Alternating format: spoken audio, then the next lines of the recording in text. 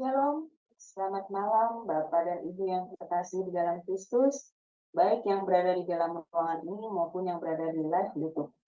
Selamat bertemu kembali pada acara pembelajaran di kelas Sema Adonai pada pada tanggal 17 Agustus 2023, yang akan disampaikan oleh narasumber kami yaitu Pak Evangelis Titus Sanusa, yang malam ini temanya adalah terang tapi gelap. Tema yang sangat menarik untuk kita pelajari dan ketahui. Baik, sebelum acara ini dimulai, mari kita awali dengan berdoa terlebih dahulu. Saya minta kesediaan dari Ibu Heni untuk memimpin doa pembukaan. Dipersilakan Ibu Heni. Ya, baik Bapak Ibu yang terkasih, mari kita satukan hati berdoa dulu sebelum kita mendengarkan pengajaran dari Pak Evangelis Sanusa ya. Mari kita berdoa. Bapa, kami datang kepadamu ya Bapa. Kami menghadapmu saat ini. Kami percaya kami yang berkumpul di Zoom Sema Adonai dan juga bagi teman-teman saudara-saudara seiman kami yang sedang menonton di live streaming, Bapak berkati mereka satu persatu. Agar pada momen beberapa saat ke depan, kami diberikan waktu, kesempatan, diberikan hikmat, marifat untuk menangkap pesan-Mu dalam kehidupan kami ya Bapa. Pakai hamba-Mu, Pak Evangelis Titus Tuhan, untuk menjadi berkat buat kami semua. Apa yang telah Engkau persediakan bagi materi hari ini untuk dia Bapa, dia sanggup menyampaikannya karena pertolongan Roh Kudus.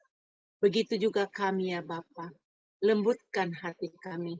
Kami mudah dibentuk, kami mudah diajar, supaya kami bisa menjadi anak-anak terang-Mu. Terima kasih Bapa, dan kami percaya untuk Ibu Aling yang Engkau pakai sebagai moderator, juga Engkau pimpin dari awal sampai akhir. Para operator kami serahkan di dalam tangan kasih-Mu. Terpujilah nama Tuhan, kekal sampai selama-lamanya. Di dalam nama Yesus kami berdoa. Amin. Amin. Terima kasih Bu Neni untuk doa pembukaannya. Baik, sebelum kita masuk pada sesi pembelajaran, saya akan menyapa narasumber kita dahulu, yaitu Pak Titus Sanusa. Shalom, selamat malam Pak Titus. Shalom, Shalom. selamat malam Iya. semua ya. Tuhan berkati. Ya. Bagaimana kabarnya Pak? Sehat ya Pak? Puji Tuhan. Puji. Haleluya. Ya, baik, untuk mempersingkat waktu, maka saya akan menyerahkan acara kelas ini pada Pak Titus. Silakan Pak. Oke, selamat malam Bapak Ibu, saudara sekalian dimanapun Bapak Ibu berada. Dan saya tentu berdoa berharap semuanya dalam keadaan sehat dan penuh dengan sukacita. Saya diberi informasi oleh Bu Gembala yang luar biasa, Bu Heni itu 1 hari. Jadi saya waktu diberi tugas itu saya mohon minta waktu untuk berdoa dulu, apakah saya terima atau tidak gitu ya. Sebenarnya saya sudah berdoa, nggak tahu kenapa tiba-tiba hati saya bergejolak. Hati saya terus gitu untuk, menyampaikan tentang ini, tentang terang tapi gelap. Sampai saya bilang ke Bu Gembala Heni, semalam saya hampir nggak bisa tidur. Jadi hati saya, pikiran saya, itu kok kenapa selalu membayangkan tentang firman Tuhan ini gitu. Dan saya percaya ini juga kehendak Tuhan dan saya berharap ini jadi berkat buat kita semua. Dan hari ini juga mohon maaf, ini, background belakang saya itu peralatan, ini bukan tempat saya karena entah kenapa setelah renungan firman Tuhan jam 12 malam, WiFi saya mati sampai hari ini. Ya, saya sudah, telepon Tuhan tapi takut terlambat, ya sudah saya mengungsi ke sini, tetapi tidak ada jadi masalah. Oke. Bapak Ibu saudara sekalian, saya di sini hanya ingin berbagi sharing tentang firman Tuhan. Saya tidak bermaksud untuk mengajar Bapak Ibu saudara sekalian, apalagi menggurui, ya. Bahwa setiap karunia Tuhan berikan itu berbeda-beda. Mungkin ada yang mengajar, mungkin ada yang sharing, mungkin ada kesaksian kayak kemarin Pak BN luar biasa. Saya terberkati kesaksian beliau. Dan saya dikaruniai oleh Tuhan untuk sharing dengan firman Tuhan, ya. Oke, mari kita masuk, ya. Mari kita masuk firman Tuhan supaya Bapak Ibu bisa jelas, ya.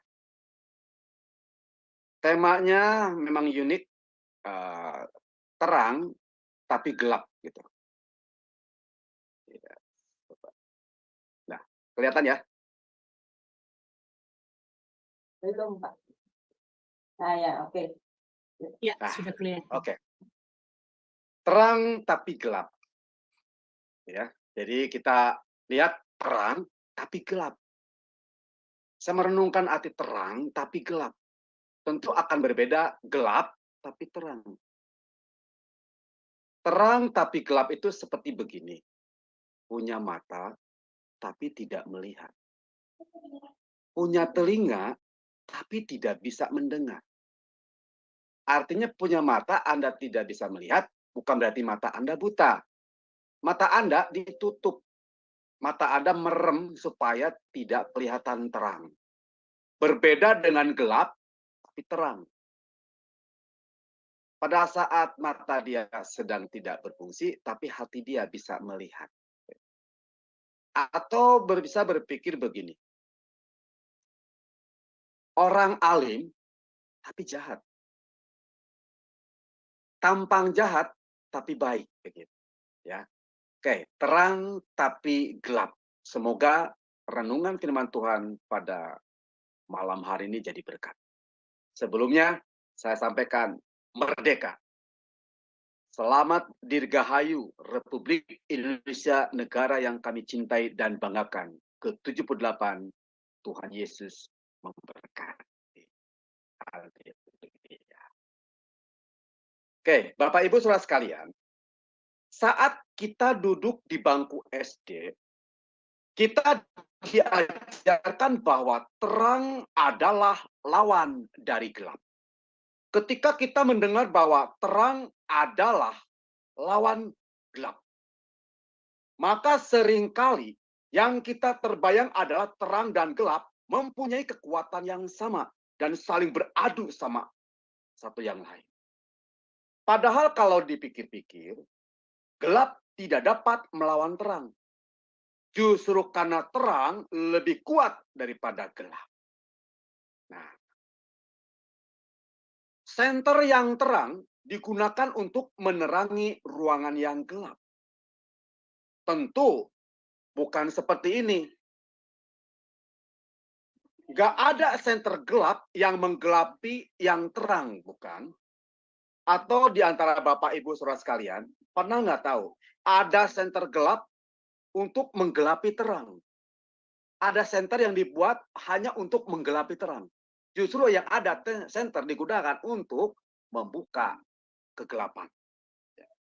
Jadi jelas, ketika ada terang, gelap otomatis menyingkir. Gelap adalah ketiadaan terang. Jadi terang lebih kuat dari gelap. Nah, ada sebuah ilustrasi yang menggambarkan hal ini dengan cukup baik.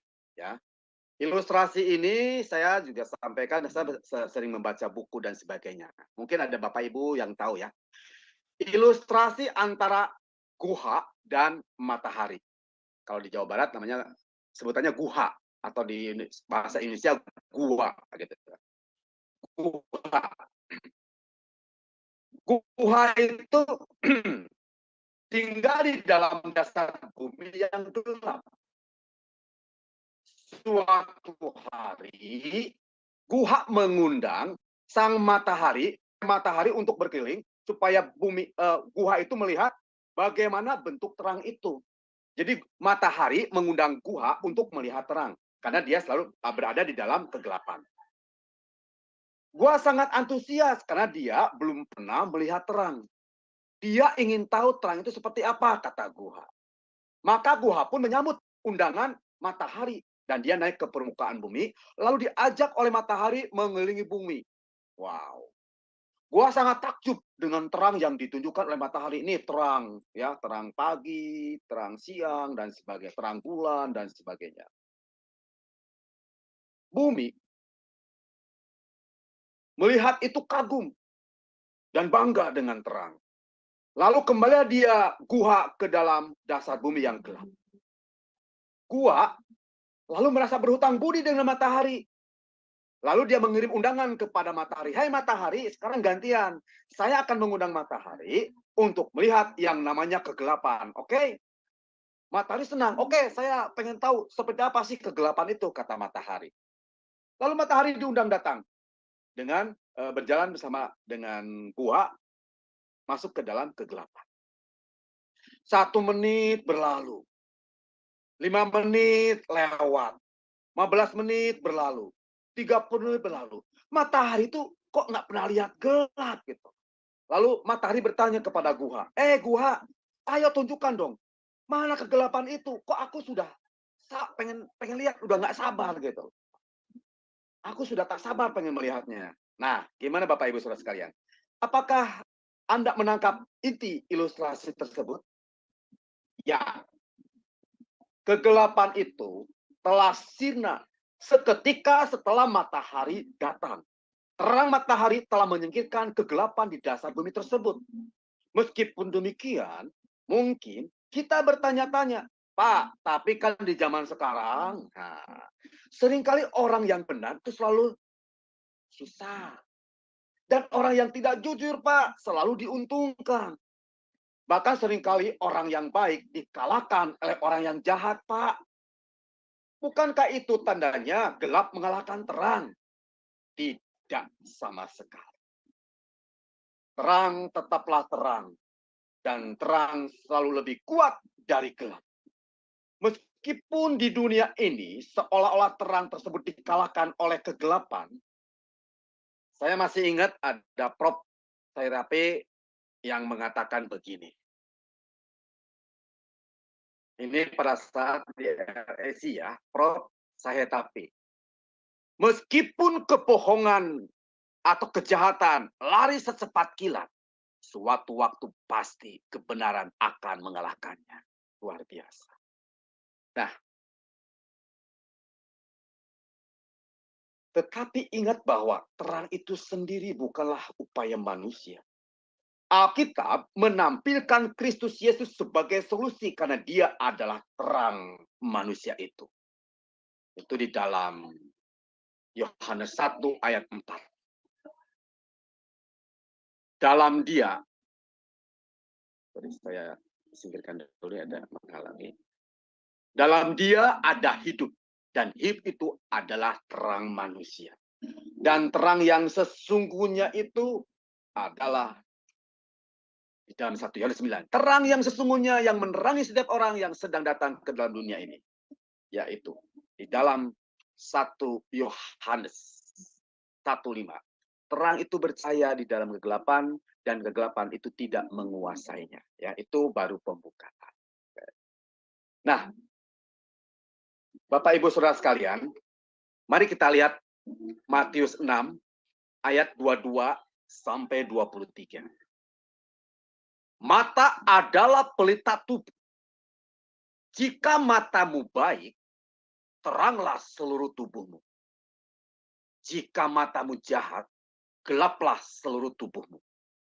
Jadi jika terang yang ada padamu gelap, nah betapa gelapnya kegelapan itu. Jadi yang tadi, terang tapi gelap. Sekali lagi saya bacakan buat Bapak Ibu Saudara sekalian. Mata adalah pelita tubuh. Jika matamu baik, teranglah seluruh tubuhmu. Jika matamu jahat, gelaplah seluruh tubuh. Jadi jika terang yang ada padamu gelap, Anda gelapkan, Anda matikan. Betapa gelapnya kegelapan itu. Mata adalah pelita tubuh. Artinya, kehidupan kita ini tergantung pada mata dan hati kita yang bertumpu. Jika mata dan hati kita bertumpu pada cahaya, maka kita berjalan dalam terang itu. Jika mata dan hati kita bertumpu pada kegelapan, maka kita berjalan dalam kegelapan itu. Mari kita memahami keutamaan dan mata sebagai pelita.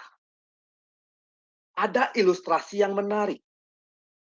Apakah seorang buta dengan lampunya akan menyalakan di rumah pada saat malam hari? Seorang buta, nah ini ada ilustrasi ya Bapak Ibu. Seorang buta sedang berjalan dengan tongkatnya di malam hari. Tangan kanannya memegang tongkat, sementara tangan kirinya membawa sebuah lampu. Pemandangan ini mengherankan bagi seorang pemuda yang kebetulan melihatnya. Kok aneh, orang buta kok bawa lampu begitu. Karena penasaran, pria ini bertanya kepada orang tua ini, "Pak, mengapa Anda berjalan membawa lampu?" Lalu orang tua itu menjawab, "Nah, ini sebagai penerangan," katanya. Dengan heran pria itu bertanya lagi, "Tapi Pak, bukankah Anda buta dan tetap tidak bisa melihat jalan meskipun ada penerangan?" Lalu orang buta itu tersenyum sambil tertawa. "Meskipun saya tidak bisa melihat, nah, orang lain melihatnya. Selain membuat jalanan menjadi terang, hal ini juga menghindarkan orang lain untuk tidak menabrak saya. Di saat kita melakukan sesuatu untuk orang lain, sebenarnya kita sedang melakukan sesuatu untuk diri kita sendiri. Inilah rahasia kehidupan untuk hidup yang penuh berkah, berkelimpahan, dan bahagia. Sejatinya, kita memberi, kita pasti akan menerima. Saat kita menolong orang lain, ingat, pada saat yang sama kita sedang menolong diri kita sendiri. Apa yang kita lakukan untuk orang lain, sebenarnya kita sedang melakukan untuk diri kita sendiri ke depan. Inilah rahasia kehidupan yang tersembunyi bagi banyak orang. Bukan karena mereka tidak melihat kebenaran, tapi mereka tidak mempercayainya. Karena itu, banyak orang lebih senang menerima daripada memberi. Lebih suka ditolong daripada menolong. Hidup hanya berorientasi pada diri sendiri. Apa yang kita lakukan untuk orang lain, suatu saat pasti akan terjadi kepada kita. Saya percaya, Anda berbuat baik hari ini kepada orang lain, suatu saat Anda akan dibalas kebaikanmu itu pada suatu ketika. Ini sama dengan hukum tabur tuai. Hukum tarik-menarik yang ada di alam semesta. Amin. Ada sebuah peribahasa yang berkata, lebih baik menyalakan satu lilin daripada mengutuk kegelapan. Maknanya tentu mendalam. Ibaratnya, jika kita ada dalam ruangan yang gelap, lalu kita mengeluh, mengumpat, dan mengutuk sekalipun, tidak akan ada perubahan sampai kita menyalakan satu lilin yang memberikan cahaya terang dalam ruangan tersebut. Ini artinya suatu ketika saat kita sedang ada masalah, pergumulan, dan sebagainya, kita tidak bisa menyalakan masalah, tidak bisa mengutuk masalah, tidak bisa kita uring-uringan dan gelisah. Hanya satu yang bisa memberikan keterangan dalam hidup ini, yaitu firman Tuhan. Berbuat lebih baik daripada sekedar berkata-kata. Bukankah ini juga yang dibutuhkan orang Kristen, orang percaya, ketika dipercaya memancarkan terangnya? Mari nyatakan firman-Nya, bukan hanya melalui perkataan-perkataan kita saja, tapi juga dalam tindakan nyata di dalam lingkungan keluarga, lingkungan kerja, lingkungan masyarakat, atau lingkungan dimanapun kita berada. Mari kita masuk ke dalam inti. Ya, ini. Bapak Ibu, tolong jangan keluar dari ayat ini ya. Kita buka Lukas 8, ayat 16 sampai 18. Karena ini yang kita akan bahas. Lukas 8, ayat 16 sampai 18. Saya bacakan buat Bapak Ibu, saudara sekalian. Demikian bunyi firman Tuhan. Perumpamaan tentang pelita. Tidak ada orang yang menyalakan pelita, lalu menutupinya dengan tempayang, atau menempatkan meletakkannya di bawah tempat tidur, tetapi ia menempatkannya di atas kaki Dian, supaya semua orang yang masuk ke dalam rumah dapat melihat cahayanya. Sebab tidak ada sesuatu yang tersembunyi yang tidak akan dinyatakan, dan tidak ada sesuatu yang rahasia yang tidak akan diketahui dan diumumkan. Karena itu, perhatikan cara kamu mendengar. Karena siapa yang mempunyai, kepadanya akan diberi, tetapi yang tidak mempunyai, kepadanya akan diambil. Kata-kata ini. Jadi juga apa yang akan diambil kepadanya. Ya. Jadi Bapak Ibu Saudara sekalian, di sini di dalam Lukas 18 ayat 6 ini, perumpamaan tentang pelita, salah satu perumpamaan yang diajarkan oleh Yesus kepada murid-muridnya. Perumpamaan ini ternyata banyak diulang-ulang. Perumpamaan tentang pelita itu tercantum di dalam Lukas tadi, 16 Lukas 8 ayat 16 sampai 18. Lalu diulang lagi dalam Lukas 11 ayat 33 sampai 36. Muncul juga di dalam Markus 4 ayat 21 sampai 25. Menceritakan tentang keduanya. Kemudian juga diperkuat khotbah di atas bukit, Matius 5 ayat 15 sampai 16. Matius 6 ayat 22 sampai 23. Begitu pentingnya tentang pelita di dalam kehidupan kita.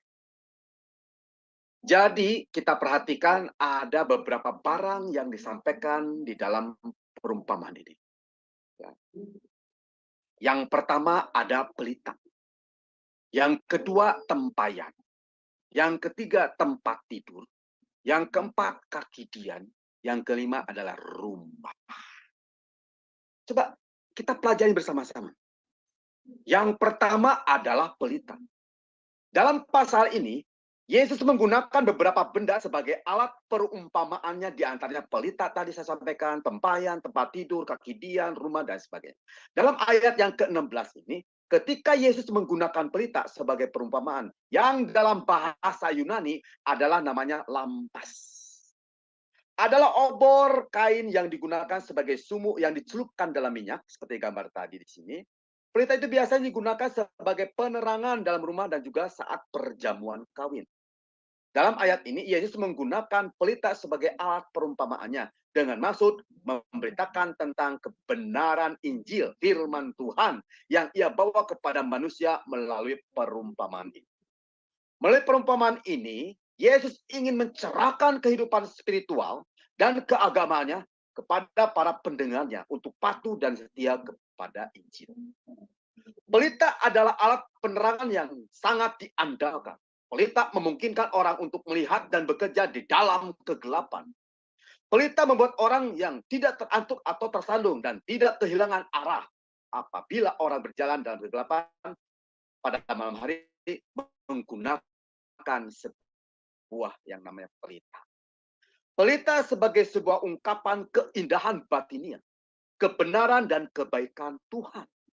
Banyak bagian dari kitab Perjanjian Lama melukiskan bagaimana terang sabda Allah menuntun dan menolong kita untuk bertumbuh dalam pengetahuan akan Dia dan kebenarannya, serta kebijaksananya demi hidup kita. Tentu Bapak Ibu masih ingat tentang Mazmur 118 ayat 105. Firman-Mu itu pelita bagi kakiku dan terang bagi jalanku. Mengapa Allah menghendaki kita untuk mengetahui kebenaran dan mempertaruhkan hidup kita kepada kebenarannya? Rahmat Allah dan sabda kebenarannya memungkinkan kita untuk mendengar, percaya, dan mentaatinya tanpa takut atau keberatan. Sama seperti cahaya lampu yang menang atas kegelapan di sekitar kita dan memungkinkan kita untuk melihat sesuatu dengan jelas. Demikian pula cahaya Kristus bersinar di hati setiap orang yang percaya dan mau mendengarkan dengan telinganya. Dan percaya akan sabdanya, akan firman-Nya. Allah ingin memenuhi kita dengan Roh Kudus-Nya. Sehingga kita boleh memancarkan cahaya kebenaran, cinta, dan kebaikan. Itu pertama. Yang kedua, barang yang kedua adalah tempayan. Tempayan itu merupakan wadah dari tanah liat yang biasa digunakan untuk menyimpan air, beras, atau lain sebagainya. Seperti Perumpamaan perkawinan di Kana ya, perkawinan di Kana. Nah, Lukas 8 ayat 16 tadi dikatakan bahwa ayat 16, tidak ada orang yang menyalakan pelita lalu menutupnya dengan tempayan. Apa artinya? Terang tapi gelap. Artinya tempayan itu ada yang terselubung, ada yang ditutup-tutupi. Beberapa bulan yang lalu, saya pergi menonton sebuah sirkus. Memang saya senang sirkus. Nah, waktu sirkus itu saya berusaha untuk bisa tampil duduk paling depan. Ya. Dan puji Tuhan, saya mendapatkan kursi paling depan. Waktu itu ada sirkus di Jakarta, PRJ. Pada waktu saya di depan, ada hal yang kurang beruntung. Ternyata di depan itu, saya dipanggil, ada badut yang masuk. Saya karena paling depan dipanggil oleh badut untuk masuk berpartisipasi dengan acara itu. Saya tahu bahwa badut itu akan mengadakan atau menjadikan saya objek tertawaan penonton. Badut ya. Saya percaya dan tahu waktu itu. Badut akan menjadikan saya objek tontonan. Tetapi saya tidak bisa menolak ajakannya. Nah, si badut itu yang membawa tali dia itu. Lalu berkata, saya hanya diminta untuk melompat tali. Seperti ya, tali-tali yang diputar lompat gitu. Tapi muka saya kemudian ditutup dengan sebuah kain hitam. Mata saya ditutup. Mata punya mata tapi tidak bisa melihat. Karena mata saya ditutup. Sehingga saya tidak bisa melihat apapun. Nah, kemudian si badut itu menyuruh saya melompat-lompat. Ayo lompat, lompat, lompat. Sambil itu tali dibunyikan. Cekrek, cekrek, cekrek itu. Saya tidak tahu apa yang terjadi. Tetapi semua penonton tertawa terbahak-bahak. Hahaha, gitu semua ya. Saya tahu bahwa ada perbuatan konyol yang saya lakukan karena mereka tertawa. Tetapi dengan mata tertutup, saya tidak dapat melihat apa yang saya lakukan atau diperbuat si badut terhadap saya. Belakangan saya tahu bahwa saya hanya melompat-lompat di tempat. Sedangkan tali hanya dihentak-hentakan di lantai di depan saya. Jadi tidak diputar sebenarnya. Saya benar-benar melakukan hal yang konyol. Jika dengan muka yang ditutupi sebuah selubung, orang tidak dapat melihat apa yang terjadi di sekitarnya. Mata saya ditutup, tidak akan pernah terjadi apa yang terjadi di sekitarnya. Dengan hati yang terselubung, orang tidak dapat merasakan apa yang terjadi di dalam hidup rohaninya. Mereka tidak dapat menyadari apa yang dikehendaki Tuhan dalam hidup mereka dan saya. Dan sekalipun mereka mempelajari firman Tuhan, tadi ada pelita firman Tuhan, mereka tidak dapat mengerti apa arti dari aplikasi firman itu dalam hidup mereka karena ditutup. Mereka mungkin sudah lama menjadi orang Kristen, orang percaya, atau sering pergi ke gereja dan mendengarkan khotbah atau membaca renungan. Tetapi tahun demi tahun lewat dan mereka tidak merasakan perubahan apa yang terjadi dalam hidup mereka. Karena firman-Nya ditutup oleh kegelapan hati mereka. Hati mereka seakan ditutupi oleh sesuatu yang membuat mereka tidak peka akan perintah Tuhan dan kekeliruan hidup mereka. Karena hati mereka yang tidak dapat melihat hari demi hari yang dilewatinya tanpa menyadari apa yang dikehendaki Tuhan dalam hidup mereka. Apa yang dapat menyelubungi hati seseorang dari kemuliaan Tuhan? Hanya satu, yaitu dosa. Anda dan saya selalu menyimpan dosa, tidak ada pertobatan. Dosa yang dilakukan manusia secara rutin dan yang membuat manusia merasa tidak menikmati apa yang ada di sekelilingnya, membuat hati manusia menjadi dingin atau gelap. Jika sesuatu berjalan sesuai dengan seperti biasanya, sangat mudah bagi kita untuk berkata bahwa tidak ada sesuatu pun yang perlu dilakukan lagi. Apapun yang terjadi, baik dalam hidup yang berkelimpahan atau hidup yang penuh dengan perjuangan. Hati yang tertutup oleh dosa membuat kerinduan akan Tuhan menjadi suam, berkurang, dan lambat laun menjadi hilang. Jauh di mata, jauh di hati, jauh di pikiran. Pikiran menjadi tumpul karena firman Tuhan ditutup oleh dosa. Dan alat yang ketiga, berbicara tempat tidur. Ini artinya berbicara kemalasan dan roh pasif. Kemalasan memang mendarah daging di dalam setiap manusia. Namun jika terus-menerus dituruti rasa malas, maka kemalasan dapat membuat kita kehilangan berbagai peluang di dalam hidup sehari-hari. Malas adalah kondisi seseorang menghindari pekerjaan yang seharusnya dapat dikerjakan dengan potensi dan energi yang dimilikinya. Nah, malas ini ada dua perilaku yaitu. Yang pertama, prokrastinase, artinya selalu menunda-nunda, nantilah, gampanglah, nantilah. Dan yang kedua, kemalasan yang disebut dengan idleness, artinya berdiam diri tanpa melakukan apa-apa, yaitu tidur dan sebagainya.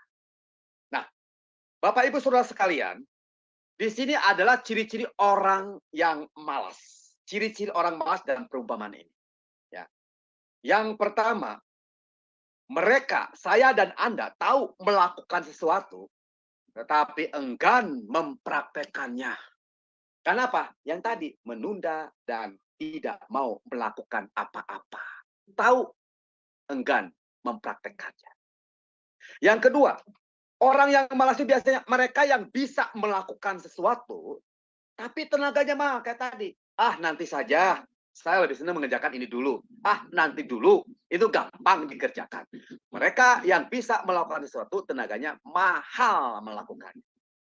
Yang ketiga, mereka yang mengerti sesuatu, tetapi menutup dirinya pada kebenaran.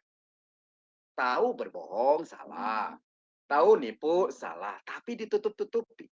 Kenapa? Yaitu orang yang mengerti tapi tidak mau membuktikan bahwa itu benar. Yang keempat, ciri orang yang malas adalah mereka yang sanggup melakukan sesuatu, tetapi berat melakukannya. Sudah oke, tapi kembali seperti mirip-mirip ya. Jadi mereka tahu tidak mau melakukan, bisa mahal tenaganya, mengerti tetap tidak mau melakukan, dan itu adalah ciri-ciri dari kemalasan. Sebagai orang percaya, mari Bapak Ibu Saudara sekalian, kita menjauhkan rasa malas dari kehidupan kita. Baik di dalam pelayanan kita, tugas-tugas kita dalam menolong orang.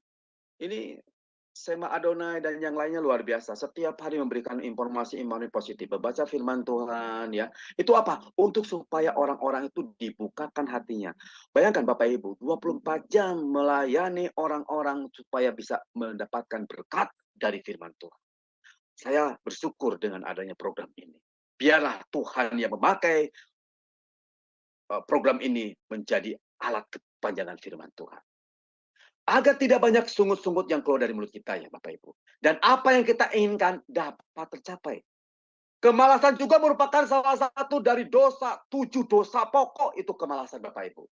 Tahu ya bahwa 7 dosa itu termasuk ke sombong ya dan sebagainya. Kemalasan termasuk 7 pokok di dalam dosa ini. Karena mengacu kepada pencampur adukan gagasan-gagasan. Seperti pepatah mengatakan, jangan pilih pemalas untuk apapun. Untuk kebaikan dirinya saja dia malas, apalagi untuk orang lain. Nah, teman-teman, saudara sekalian, mari kita sama-sama menghindari rasa malas kita. Baik dalam pendekatan kita dalam firman Tuhan dan kepada Tuhan, janganlah kita malas untuk lebih mendekatkan diri kepada Tuhan Yesus. Jauhi rasa malas agar kita bisa berguna di sekitar kita. Kita ketahui, hidup ini adalah kesempatan. Ya, jangan hanya di mulut. Yuk, pergunakan kesempatan yang ada sekarang ini untuk menjadi berkat dan terang bagi Kristus Yesus. Alat yang ketiga adalah kaki dian. Kaki dian atau kandil namanya itu ya. Ternyata di dalam Alkitab Perjanjian Lama, itu disebutkan pertama kali itu di dalam Keluaran 25 ayat 31 sampai 37. Di ayat ini sangat jelas digambarkan tentang bentuk kaki dian yang Allah perintahkan untuk dibuat oleh Musa. Di ayat 33 sampai 37 digambarkan kalau kaki dian itu merupakan tempat pelita menyimpan pelita atau lampu berkaki 7. Kaki dian biasa diletakkan di ruang Maha Kudus sebagai penerang. Ketujuh cabang pelitanya lah yang berfungsi sebagai tempat untuk meletakkan lampu atau lilin untuk menerangi seluruh bait suci itu. Pelita ini biasanya dinyalakan mulai sore hingga keesokan paginya. Itu sebabnya Allah memilih Harun dan keturunannya untuk menyalakan dan mematikan lampu-lampu tersebut. Dalam Mazmur 109 ayat 105 yang sudah sampaikan tadi, firman-Mu itu adalah pelita bagi kakiku dan terang bagi jalan. Nah, saya percaya Bapak Ibu Saudara sudah hafal tentang ayat ini. Bahkan ada lagunya juga ya. Ayat ini berbicara bahwa firman Tuhan adalah sumber terang bagi kaki dan jalan-jalan kita. Sama halnya dengan fungsi kaki Dian yaitu sebagai penerang. Karena itulah kita dianjurkan untuk mau diterangi oleh firman Tuhan. Yaitu Yesus sendiri. Jika pelita itu diletakkan di tempat yang sesuai bisa dilihat orang, maka pelita akan berguna bagi orang lain. Seperti tadi, saya sampaikan Matius 6 ayat 22 dan 23. Mata adalah pelita tubuh. Mata adalah salah satu bagian tubuh yang penting. Dengan mata kita bisa melihat mana yang baik, mana yang tidak baik. Berdasarkan dengan apa yang saudara dan saya lihat. Maka kita bisa memiliki kesan tertentu akan sesuatu hal. Dan juga kita bisa memiliki penilaian tertentu. Kemudian kita mempertimbangkan dan menjatuhkan pilihan. Saudara bisa menjatuhkan pilihan yang semuanya berasal dari mata. Artinya semua berawal dari mata. Mata adalah cermin dari gerak jiwa kita. Artinya bagaimana kita bisa melihat sesuatu keadaan atau persoalan ini sangat dipengaruhi oleh mata kita. Dan cara kita menilai atau melihat sesuatu masalah itu sangat mempengaruhi jiwa kita. Banyak orang yang jiwanya sakit karena matanya. Karena matanya yang selalu dipakai kegelapan untuk mencari info-info negatif tentang keadaan. Bapak, Ibu, Saudara sekalian. Bapak, Ibu itu cermin bagi saya. Cermin bagi saya saat menyampaikan firman Tuhan. Bapak, Ibu sebagai saksi dalam kehidupan melihat saya. Bagaimana saya harus benar-benar bisa melakukan firman Tuhan. Saya juga jadi saksi buat Bapak Ibu Saudara sekalian. Mari kita sama-sama menjadi saksi bersama-sama untuk menuju kemuliaan nama Tuhan. Mata adalah pelita tubuh. Jika matamu baik, teranglah seluruh tubuhmu. Jika matamu jahat, gelaplah seluruh tubuhmu. Saudara perhatikan bahwa Yesus yang sampaikan di sini adalah mata rohani. Saudara harus garis bawahi. Yang Yesus sampaikan di sini adalah mata rohani, yaitu firman Tuhan yang kita selalu dengar. Saudara yang dikasihi Tuhan, kita bisa melihat itu karena ada cahaya yang ditangkap oleh mata kita. Kemudian cahaya itu dibawa masuk ke dalam tubuh kita melalui mata kita. Dan akhirnya kita dapat melihat. Perhatikan Bapak Ibu Saudara sekalian. Ada cahaya di sekitar kita yang saya bisa melihat. Saya bisa membaca dan bisa apapun yang bisa saya lakukan. Karena ada cahaya yang menerangi saya sehingga mata saya dapat menangkap cahaya itu. Cahaya adalah firman Tuhan yang membawa kita kepada jalan yang benar. Saudara lihat, Yesus sudah menjadi terang di dalam kita. Dia sudah hadir sebagai terang di dalam hidup kita. Dan dia menerangi hidup kita supaya mata Anda dan saya dapat melihat kebenaran. Yesus adalah terang. Dan terang itu dibawa ke dalam tubuh kita. Masuk di dalam tubuh kita, saudara dan saya. Menjadi pelita bagi tubuh kita. Yesus masuk ke dalam tubuh kita. Supaya kita bisa melihat mana yang baik dan mana yang benar. Yesus itu terang. Dan dia datang ke dalam dunia. Dia datang ke dalam hidup saudara dan saya. Supaya mata saudara dan saya bisa menangkap terang itu. Menangkap firman Tuhan itu. Dan mata saudara bisa melihat kemuliaan. Selama ada terang, maka terang di dalam tubuh kita itu membuat kita memiliki mata rohani yang melihat. Terang di dalam kita supaya kita memiliki mata rohani yang melihat firman Tuhan dalam kehidupan. Banyak orang Kristen seperti ini. Mereka hidup di dalam kegelapan. Mereka tidak bisa membedakan mana yang baik dan mana yang buruk. Mana yang benar dan mana yang salah. Yang benar menjadi salah dan yang salah menjadi benar. Saudara punya handphone. Dan saudara melihat kabar hoax terus. Saudara lihat terus.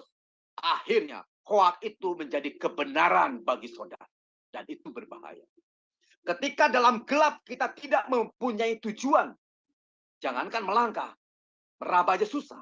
Kita tidak bisa membedakan mana yang baik dan mana yang benar. Saudara tutup mata saudara. Maka saudara tidak bisa melihat apapun. Walaupun ada terang di situ. Terang tapi gelap. Banyak dari kita yang seperti itu. Kekristenan saat ini seperti itu. Kita tidak mengizinkan terang itu berfungsi di dalam hidup kita. Sehingga kita seperti orang buta yang sedang berjalan. Kita seperti orang yang tidak ada tujuan dalam berjalan. Kita hidup seperti tidak ada tujuan. Hidup terasa menjenuhkan. Kenapa? Karena hati kita gelap. Karena sebenarnya saudara tidak mengizinkan terang masuk di dalam hidup saudara. Ketika terang itu saudara izinkan masuk ke dalam hidup saudara, maka apa yang terjadi? Dia akan memberi warna bagi jiwa kita. Dia membawa kehidupan kita. Sehingga kita dapat melihat betapa indahnya semua yang Tuhan ciptakan. Maka Anda dan saya akan mengatakan, Tuhan itu baik. Saat Anda sehat, Tuhan itu baik. Saat Anda sakit, Tuhan itu baik. Saat Anda dipanggil, Tuhan itu baik. Saudaraku, mata itu pelita tuh. Mata dapat mempengaruhi keputusan kita.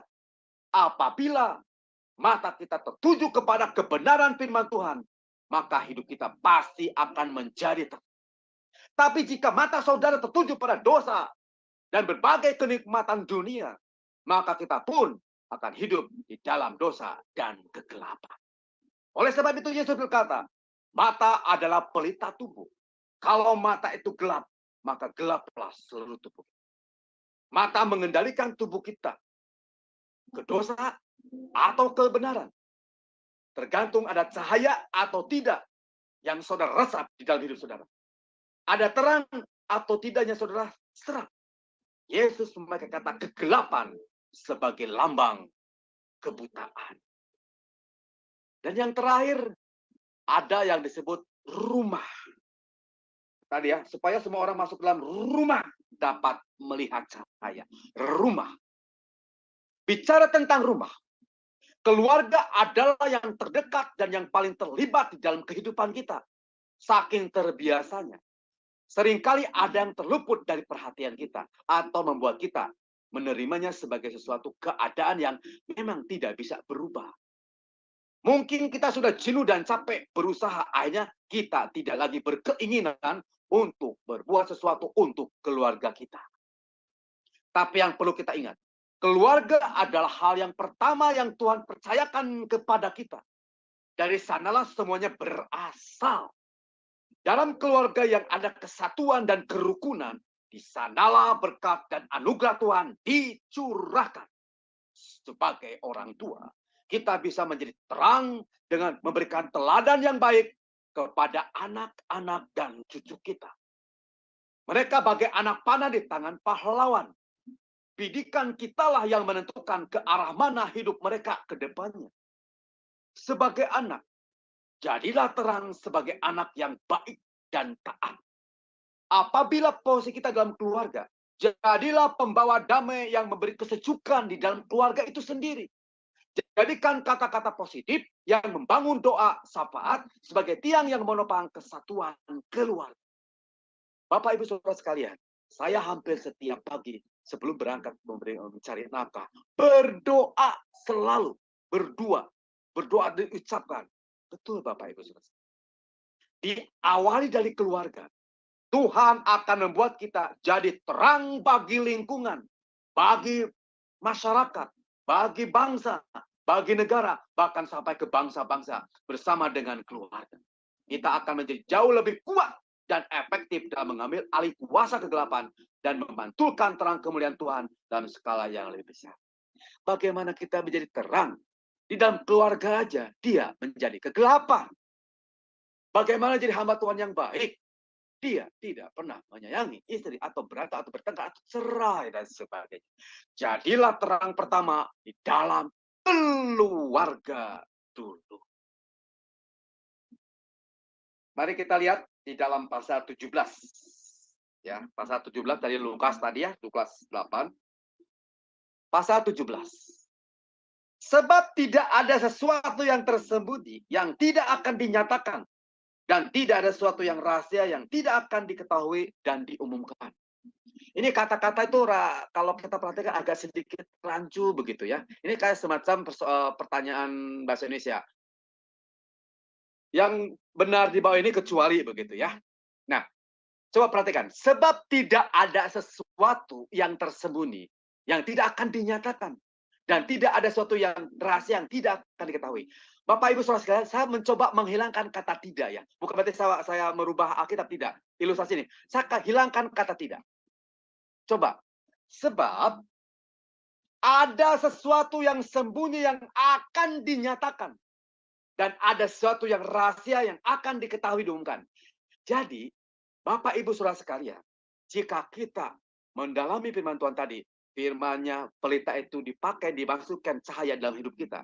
Ada sesuatu yang sembunyi yang akan dinyatakan. Ada suatu rahasia firman Tuhan yang akan diumumkan. Itu maksudnya. Ya. Jadi kayak tadi ini, ya. Sebab tidak ada sesuatu yang tersembunyi yang tidak akan dinyatakan. Jadi pasti akan dinyatakan. Sesuatu yang sembunyi akan dinyatakan. Dan tidak ada sesuatu yang rahasia yang tidak akan diketahui, akan diumumkan. Jadi ada sesuatu rahasia yang akan diumumkan kepada orang yang percaya. Imani itu dengan iman. Nah, firman Tuhan sudah saya sampaikan tadi. Anda tinggal memilih. Pelita firman Tuhan yang setiap hari ada dan saya dengar. Dari kecil, dewasa, mungkin udah puluhan ribuan kali Anda dan saya mendengar firman Tuhan. Selalu mengimami firman Tuhan. Jangan khawatir, dan sebagainya, semua sebagainya. Termasuk firman Tuhan ini. Apakah firman Tuhan yang Bapak Ibu dengar setiap harinya sampai sekarang akan Anda tetap tutupi dengan kegelapan hatimu? Berapa firman Tuhan Anda dengar? Makanya ada anak Tuhan tidak pernah berubah. Karena firman Tuhan Anda tutup dengan tempayan. Kuasa gelap lebih kuat daripada kuasa Tuhan. Ketakutan, khawatir menekan hidup kita. Makanya ditutupi. Atau Anda, firman Tuhan atau pelita itu, Anda akan simpan di tempat tidur. Malas. Tidak berani. Takut melangkah. Menunggu pertolongan manusia. Jadi hambar. Firman Tuhan tidak menjadi berkat. Ingat, kalau Anda menggunakan ini, yang sembunyi tidak akan dinyatakan. Yang rahasia tidak akan diumumkan. Karena Anda tidak terbuka hatinya oleh firman Tuhan. Yang benar, mari Bapak Ibu Saudara sekalian. Firman Tuhan, simpan pelita itu di kaki Dian. Masuk di dalam hati kita. Lalu merenungkannya dan melakukannya firman Tuhan itu. Hanya Yesus dan Anda dan keluarga yang bisa mengetahuinya. Kalau Anda dan saya melakukan ini, maka sesuatu yang tersembunyi di dalam firman itu akan dinyatakan di dalam hidup kita. Yang sesuatu rahasia firman itu akan diumumkan bagi orang yang percaya. Berlaku di sini, Bapak Ibu Saudara sekalian. Kemudian kita lihat lagi di dalam ayat ke-8. 18 bagian A. Karena itu, perhatikan cara kamu mendengar. Karena itu, perhatikan cara kamu mendengar. Cara kamu mendengar. Ada banyak firman Tuhan tentang cara kamu mendengar. Cara kamu mendengar. Itu di Wahyu ada 7 jemaat. Cara kamu mendengar. Jika engkau bertelinga, hendaklah mendengar. Jika engkau bertelinga, hendaklah engkau mendengar. Itu penekanan kuat sekali. Berarti ada banyak orang punya telinga, tapi tidak bisa mendengar. Punya mata, tapi tidak bisa melihat. Makanya terang, tapi gelap. Punya mata, tapi kok bisa tersandung. Perhatikan cara kamu mendengar. Semua tahu, perhatikan cara kamu mendengar. Saya sudah merangkum. Ada 7 cara bagaimana kita mendengar suara Tuhan, Bapak Ibu Saudara sekalian. Yang pertama, teguhkan niat kita dalam mendengar untuk mengerti apa yang Tuhan ingin sampaikan. Bukan sekedar merespon, namun tanpa sebuah pengertian. Coba Bapak Ibu, kalau Anda ada perintah dari bos, atau ada pasangan ingin menyampaikan satu, berarti Anda siap untuk mendengarkan apa yang disampaikan oleh bosmu. Tidak asal-asalan. Kenapa? Kalau saat Anda salah menangkap perintah bosmu, pecat, PHK. Sama halnya, Anda sudah siap niatkan hatimu untuk mendengar pasangan kita. Apa yang ingin disampaikan? Supaya apa? Supaya Anda bisa mengerti. Bukan merespon tanpa pengertian. Ya, tapi tidak dilakukan. Yang kedua, cara menjadi pendengar yang baik adalah menyediakan pikiran Anda untuk memahami kata-kata firman Tuhan dan fokuslah. Ada banyak orang membaca firman Tuhan cuman selesai. Tidak mengerti, selesai. Atau asal-asal aja tembak gitu loh. Ya, ada banyak pengertian seperti Bapak Ibu dengarnya seperti begini. Orang Kristen meninggal akan dapat 100 bidadari. Nah, itu kan salah pengertian dan sebagainya. Yang penting kata-kata itu. Cara menjadi pendengar yang baik adalah menyediakan pikiran Anda untuk memahami kata-kata firman Tuhan. Saya semenjak menjadi hamba Tuhan, itu setiap kali ini maksudnya apa kata-kata ini. Ini maksudnya apa kata-kata ini. Dulu enggak, cuma baca. Oh, saya sudah saat teduh baca, selesai. Apa yang dibaca? Lupa. Oh, saya sudah bacakan renungan firman Tuhan, selesai. Apa yang dibaca? Lupa. Sekarang kita lihat, ada orang kebaktian. Firman Tuhannya bagus. Pulang tanya, lupa. Karena Anda tidak pernah memahami kata-kata firman Tuhan. Kenapa? Karena kemajuan teknologi seringkali mengganggu konsentrasi kita. Ini dipahami, apalagi zaman sekarang teknologi global ya. Firman Tuhan, HP bunyi lah, atau ada apalah, atau lain sebagainya. Begitu. Yang ketiga, cara menjadi pendengar yang baik dengan menganggap apa yang Anda dengarkan sangat penting. Pentingnya dan berguna untuk masa depan yang akan datang. Betul. Cara mendengar yang baik adalah menganggap apa yang Anda dengar sekarang itu penting, berguna untuk masa yang akan datang. Bapak, Ibu, saudara sekalian, orang tua saya dulu pernah bilang, Titus, uang jangan dihambur-hambur, persiapkan buat ini. Ya, itu semua rata orang tua begitu. Iya, tapi tidak pernah didengarkan secara benar. Setelah usia saya segini, orang tua sudah meninggal dan sebagainya, hidup sudah keluarga, baru mengerti apa yang dianggap orang tua itu benar. Benar kata orang tua. Jika saya mendengar dengan sungguh-sungguh dan memakai, wah itu akan berguna kelak, itu ada uang buat tabungan. Kadang kita sudah suka mengabaikan perkataan-perkataan yang tentu itu akan berguna akan datang. Dulu waktu saya masih kecil, enak ya, anak kecil gampang diatur dan sebagainya. Situ mah orang tua, anak udah gede enak ya. Orang tuh bilang, kamu kira punya anak udah gede enak? Nanti kamu rasakan. Benar, saya sudah punya anak yang besar. Aduh, ya pulang malam gitu ya. Persiapan untuk, maaf kata, ya itulah kenyataannya. Anak sekarang berbeda dengan anak-anak yang lama.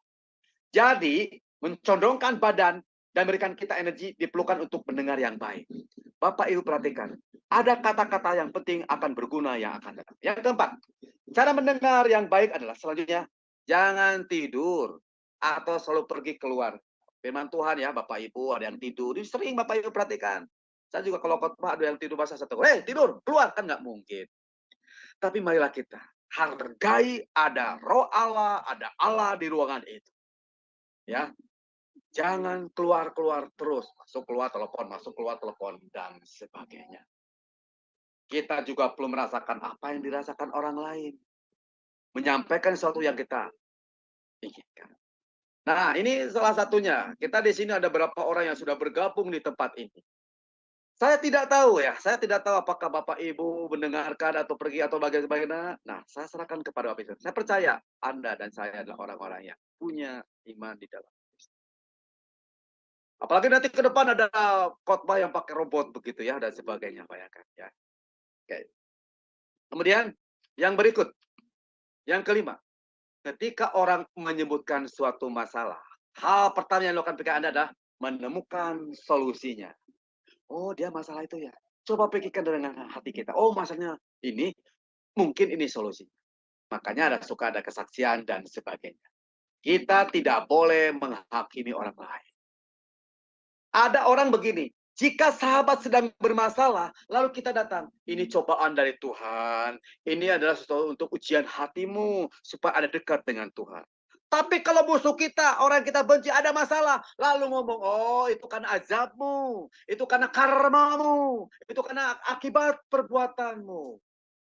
Tidak boleh seperti itu. Ayub aja jatuh bukan karena dosa dia. Jadi Bapak Ibu sekalian, mari kita cari solusi untuk kita ke depannya. Waktu kita mendengar orang itu kata sudah tuanya tidak punya uang, kita antisipasi bahwa kita harus menyiapkan masa tua itu untuk kita menyimpan uang untuk masa tua. Yang keenam, bagaimana cara kita mendengar firman Tuhan? Saat Anda sedang mendengarkan firman Tuhan, tunjukkan sikap Anda menjadi lebih baik dengan cara mendengarkan dan menghormati firman Tuhan. Nah, Bapak Ibu Saudara sekalian, Bapak Ibu, mari kita menghormati firman Tuhan dimanapun Anda berada. Jangan untuk manusia. Saya ada program ikutan kuliah, ya. Saya tetap terbuka melihat, ya. Saya standby, saya open. Supaya apa? Emang saya sungguh-sungguh gitu. Maaf kata, dulu kalau ada firman Tuhan pakai online, ya pakai alat, dia kemana-mana, yang penting kelihatan hadir. Ya, kemana-mana suatu ketika dicoba dipanggil nggak keluar-keluar, ternyata ya maaf dikata itulah namanya Bapak Ibu. Mari Bapak Ibu Saudara sekalian, sebagai orang-orang terang menghormati firman Tuhan, hanya 1 jam duduk diam dengarkan firman Tuhan, meskipun oke, Anda betul-betul merindukan firman Tuhan, ya. Kita bisa mendengarkan sambil membuat catatan kecil, itu salah satu. Yang terakhir, bagaimana penting, bagian penting saat kita mendengarkan firman Tuhan.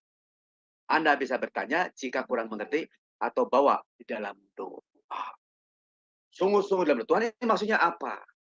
Jujur Bapak Ibu Saudara sekalian, setelah saya merenungkan itu, terang semalam saya nggak bisa tidur. Itu pikiran saya, hati saya, sok berbicara tentang firman Tuhan ini terus Bapak Ibu Saudara sekalian. Kenapa ya? Kok bisa? Sungguh seperti Pak Ben bilang, hatinya dikuasai Roh Kudus makanya gelisah terus. Bersyukurlah Bapak Ibu Saudara sekalian yang merasa memiliki kegelisahan di dalam roh Allah untuk mendapatkan firman Tuhan. Bukan kegelisahan yang negatif ya. Ya. Nah, oke. Lanjut lagi di 18. Nah ini dia, 18b-nya. Karena siapa yang mempunyai, kepadanya akan diberi. Tetapi siapa yang tidak mempunyai, daripadanya akan diambil juga apa yang ia anggap ada padanya. Ini semacam teka-teki Bapak Ibu Saudara. Kan secara logika, siapa yang punya akan diberi. Orang udah punya kok diberi. Siapa yang tidak punya akan diambil. Mau nggak ada mau diambil apanya. Saya menggeluti firman Tuhan ini. Merenung kayak kata dibilang. Ini maksudnya apa ya? Karena siapa yang mempunya akan diberi. Udah mah dia punya lalu diberi. Berarti double. Tetapi yang tidak punya akan diambil. Oh, orang nggak punya mau diambil apanya. Seperti tadi, ada rahasia yang akan kita ketahui. Ada hal yang akan diumumkan bagi orang percaya. Ini jawabannya. Karena siapa yang mempunyai, kepadanya akan diberi. Dan kepada yang tidak punya, akan diambil. Ini berbicara tentang apa Bapak Ibu? Tentang iman. Karena siapa yang mempunyai iman akan diberi yang namanya mujizat. Siapa yang tidak punya iman, maka akan diambil. Dia tidak akan mendapatkan mujizat. Jadi Bapak Ibu Saudara sekalian, tadi ayat yang namanya rahasia-rahasia itu, disinilah akan dibentuk. Jadi orang yang percaya, punya mata dan telinga, mendengar dan menjadi firman Tuhan, masuk di dalam diri kita, maka akan ada mujizat setiap orang yang percaya. Dan saya banyak merasakan. Percaya dengan iman. Jadi sekali lagi saya katakan, karena siapa yang mempunyai akan diberi. Siapa yang mempunyai iman di dalam hatimu, maka Anda dan saya akan diberi sebuah mujizat. Tetapi siapa yang tidak punya iman, tidak punya pengharapan, tapi berdoa yang sungguh-sungguh, pengen mujizat, tidak akan diberi, bahkan diambil. Jadi marilah Bapak Ibu, Saudara sekalian, kita serahkan kepada Tuhan. Berita yang ada setiap hari kita dengar, yang di grup ini ada pembelajaran, ambil firman-Nya, resap, kemudian lakukan. Suatu ketika Anda dan saya akan dipertanggungjawabkan hidup Anda. Saya bekerja di farmasi, Bapak Ibu Saudara sekalian, itu sudah hampir 20 tahun. Saya dikerja di sebuah farmasi terbesar se-Asia Tenggara. Saya nggak usah sebutkan. Dan saya menduduki sebagai manajer. Setiap hari kerja saya masuk rumah sakit, masuk IGD, UGD, masuk ruangan-ruangan dan sebagainya. Saya sama sekali tidak tergerak hati melihat orang sakit. Oh sakit, sudah. Oh sakit. Tidak ada empati. Karena emang kerjaan saya begitu. Tetapi pada satu ketika orang tua kita, saya sakit, baru merasakan arti makna sakit itu seperti apa. Jadi Bapak Ibu Saudara sekalian, jangan sampai terlambat. Bapak Ibu Saudara sekalian, mungkin Bapak Ibu sering datang penghiburan. Lihat almarhum di depan. Waktu lihat almarhum di depan orang lain, mungkin tetangga atau turut berduka cita, tidak ada rasa yang bagaimana mungkin. Tapi bagaimana orang tua kita, anak kita meninggal, ada rasa yang sedih. Ada yang rasa seperti apa? Berarti Anda merasakan, oh iya ya. Ternyata kita harus punya empati yang baik. Pernahkah Bapak Ibu berpikir, seandainya yang di tempat peti itu adalah saya, apa yang terjadi?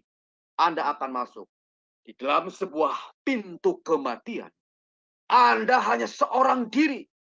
Orang tuamu tidak akan bisa menyelamatkan. Istrimu tidak akan bisa menyelamatkan. Anak-anakmu tidak ada bisa menyelamatkan. Anda yang akan membuktikan di dalam pintu kematian itu. Saat Anda dekat dengan Tuhan, Anda menjadi pelaku firman Tuhan. Ada bermanfaat buat orang lain. Ada kesempatan menjadi berkat buat orang lain. Itu ada cahaya yang akan memeluk Anda. Engkau akan dipeluk oleh Yesus sendiri menjemput.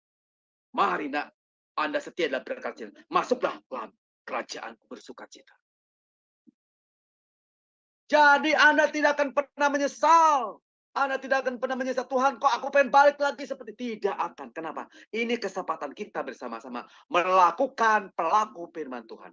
Jadikan pelita itu ditanam di kaki Dian. Bukan ditutupi.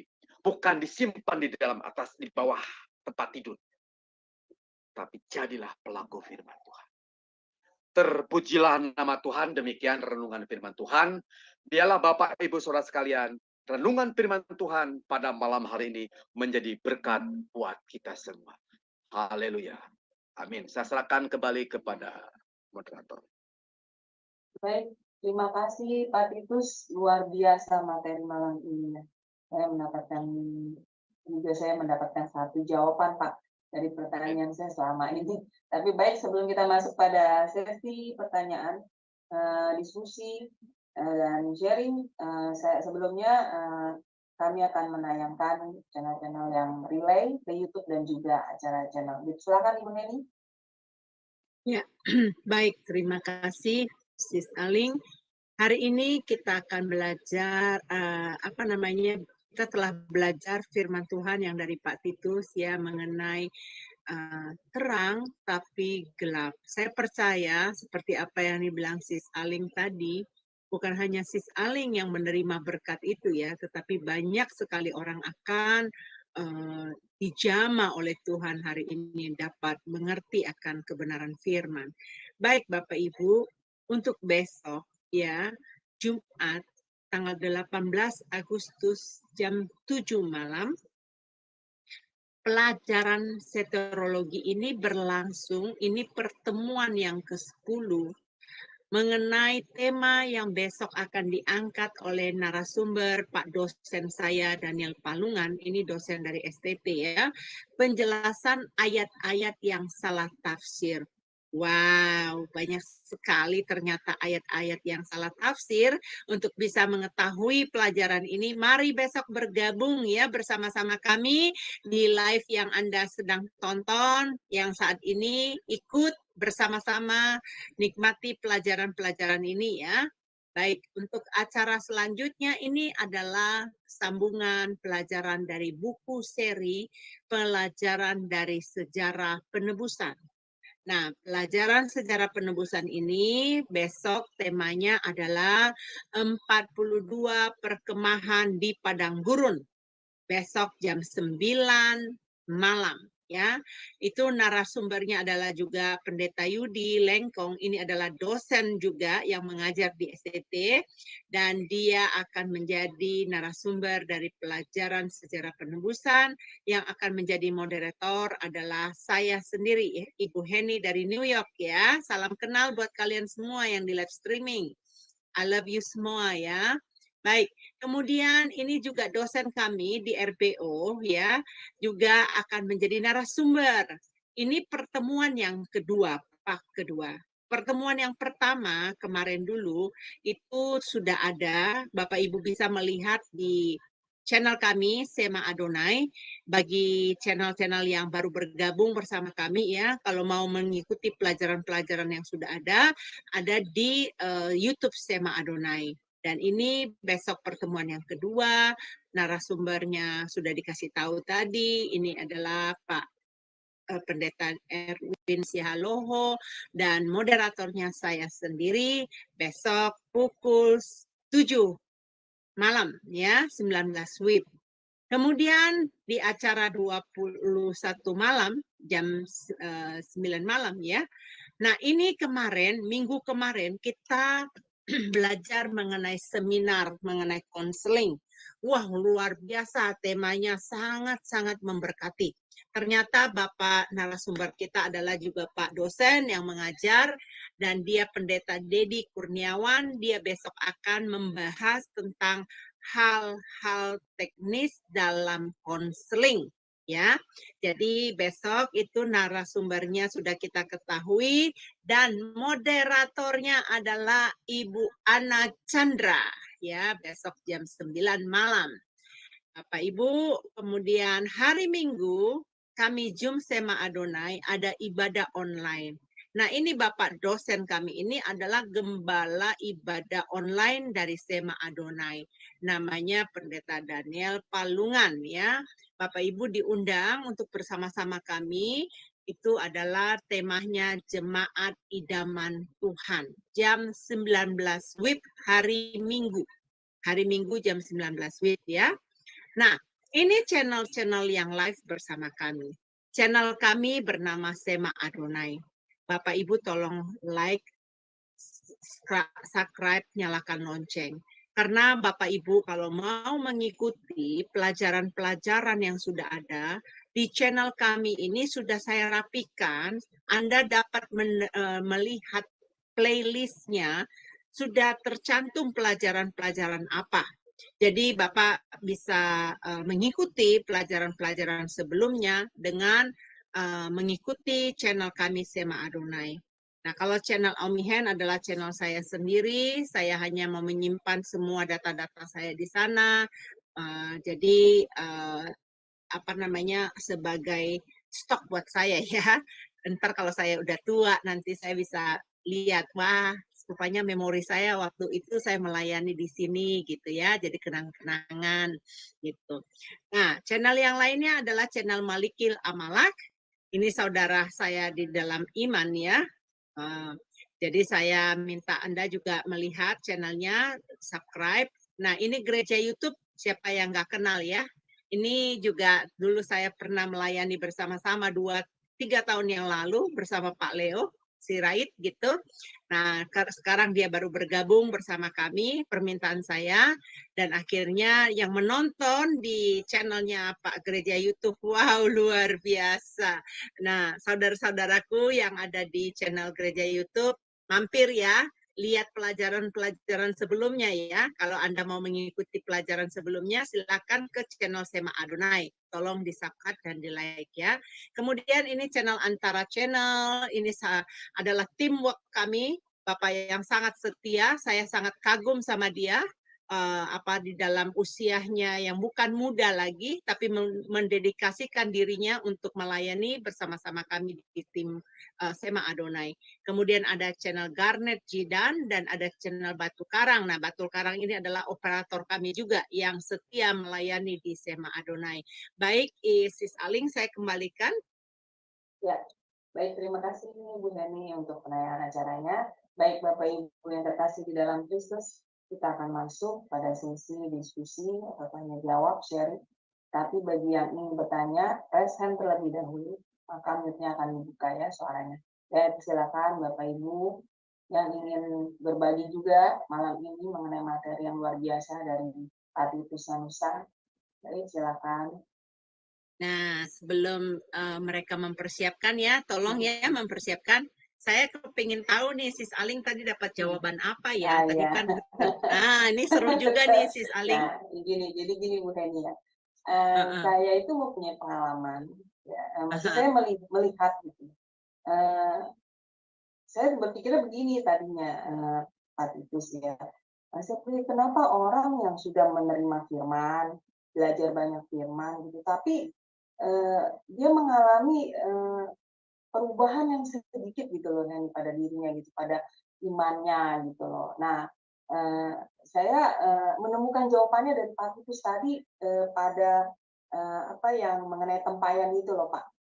Iya, nah di situ kan Pak Titus mengatakan bahwa hati yang terselubung gitu loh, hati yang gelap gitu karena dosa ya kan, karena perbuatan dosanya menyebabkan dia tidak bisa mengaplikasikan firman Tuhan itu dalam kehidupannya.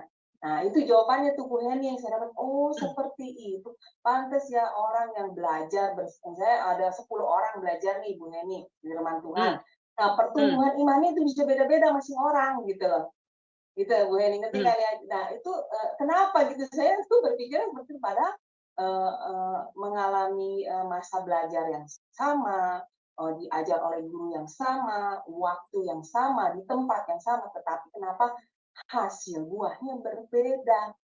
Nah itu, saya dapat jawabannya dari penjabaran Pak Titus tadi, yaitu yang mengenai tempayan itu. Wah luar biasa Pak Titus, saya sampai rasanya, oh ini tuh jawabannya Tuhan gitu.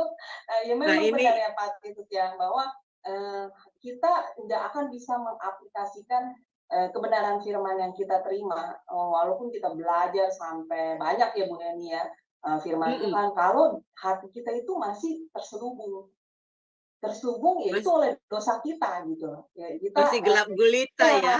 Iya seperti itu, makanya firman itu tidak bisa menerangi ya Pak Titus ya, menerangi diri kita gitu, tidak bisa kita juga tidak bisa paham gitu Bu Heni apa arti dari firman yang kita belajar itu. Nah seperti itu. Jadi benar luar biasa Pak Titus, saya mendapat pencerahannya dari materi malam ini. Wah.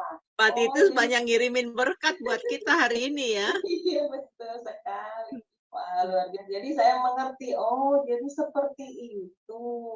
Oh jadi yang membedakan itu seperti itu gitu Bu Heni. Saya mendapat pencerahan. Iya jadi ya memang kita memang harus ini ya Pak Titus, maksudnya ya membereskan hati kita itu dulu ya Pak, yang terselubung itu Bu Heni gitu loh. Jadi jangan membiarkan kita itu terus hidup di dalam dosa-dosa yang tidak sesuai dengan, maksudnya yang dosa-dosa yang tahu tidak sesuai dengan kebenaran firman Tuhan. Jangan kita lakukan, udah tahu kan kita kebenarannya. Itu misalnya jangan begitu. Ya jangan kita lakukan, tapi kita harus berusaha untuk menolak ya Pak Titus ya. Jangan melakukan kalau kita tahu kebenaran itu yang kita lakukan gitu. Nah ya, jadi kalau kita lakukan ya seperti tadi Pak Titus bilang akan tumpul gitu lama-lama hati kita gitu. Jadi terbiasa ya Pak Titus seperti itu. Nah itulah yang menyebabkan mengapa firman itu tidak bisa sampai gitu loh Bu Heni, masuk dalam hati orang-orang yang hidup seperti itu. Saya nangkepnya seperti itu sih. Iya. Nih, ya, Pak Titus, ya bisa menerangkan lebih lanjut ya Pak Titus ya. Ini coba deh ditanggapin dulu nih. Banyak orang tahu firman Tuhan, banyak. Bahkan orang katakan, oh tahu apa dan sebagainya. Tapi untuk mengimplementasikan tidak bisa semua. Contoh ada kesaksian begini. Masalah yang sama adalah keuangan. Ini kesaksian hidup nyata. Dia sudah sama masalahnya keuangan itu. Si A, si B, masalah keuangan. Sama-sama berdoa sama Tuhan, minta berkat, minta pertolongan. Sama-sama berseru kepada Tuhan. Tapi kenapa Tuhan jawab satu orang? Ini satu orang bersaksi, dia sudah putus asa, tiba-tiba ini serius yang membawakan firman Tuhan, kesaksian itu hamba Tuhan. Saya percaya nggak mungkin berbohong begitu ya. Kalau berbohong itu urusan dengan Tuhan. Dia tidak kenal, dia butuh 100 juta lagi untuk nutup hutangnya sekian miliar katanya. Dia sudah habis-habisan. Kalau dengar kok kayak enak begitu ya. Tiba-tiba dia dalam keputusasaannya, dia sudah berserah dan sebagainya. Dia dikenalkan sama seorang pengusaha, baru kenal dengan pengusaha itu, dia sampaikan permasalahannya, langsung dia bayar 100 juta. Nah, di sebelah ada jemaat, loh, saya juga punya utang, bahkan utang dia nggak 100 juta. Tapi kenapa nggak pernah Tuhan jawab doa kita? Kenapa Tuhan kok orang dia dijawab, kok enak bener ya? Mulailah yang dengar firman Tuhan, muncul rasa, mulai tidak percaya, muncul rasa, kok Tuhan pilih kasih, muncul rasa, kenapa Tuhan dan sebagainya. Ada banyak di dalam perjanjian baru, bagaimana semua orang mendengar takjub dengan mujizat dan kuasa Tuhan. Tapi seberapa orang yang benar-benar mau menjadi murid Yesus? Kita mencari, ada banyak orang yang dipanggil tapi sedikit yang dipilih, atau dipilih sedikit yang dipanggil. Dia panggil banyak tapi sedikit yang dipilih. Kenapa dalam Alkitab yang kemudian yang terakhir dan sebagainya? Marilah saya bilang tadi, kita tidak bisa menghakimi si A, si B, si C, ya. Tapi marilah introspeksi kepada diri kita masing-masing. Sejauh mana hati iman kita yang benar-benar sungguh kepada Tuhan itu diujinya luar biasa. Anda bertahan atau tidak di dalam pengujian itu. Sama Bapak Ibu, saya juga sama. Ya, ada banyak. Saya percaya bahwa setiap orang percaya di dalam kehidupannya akan menjadi saksi. Apalagi saya dengar lagi kesaksian. Ada seorang ibu yang dihianati.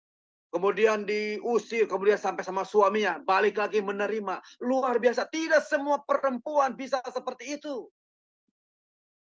Saya tanya kenapa? Karena saya percaya kepada Tuhan. Itu yang luar biasa.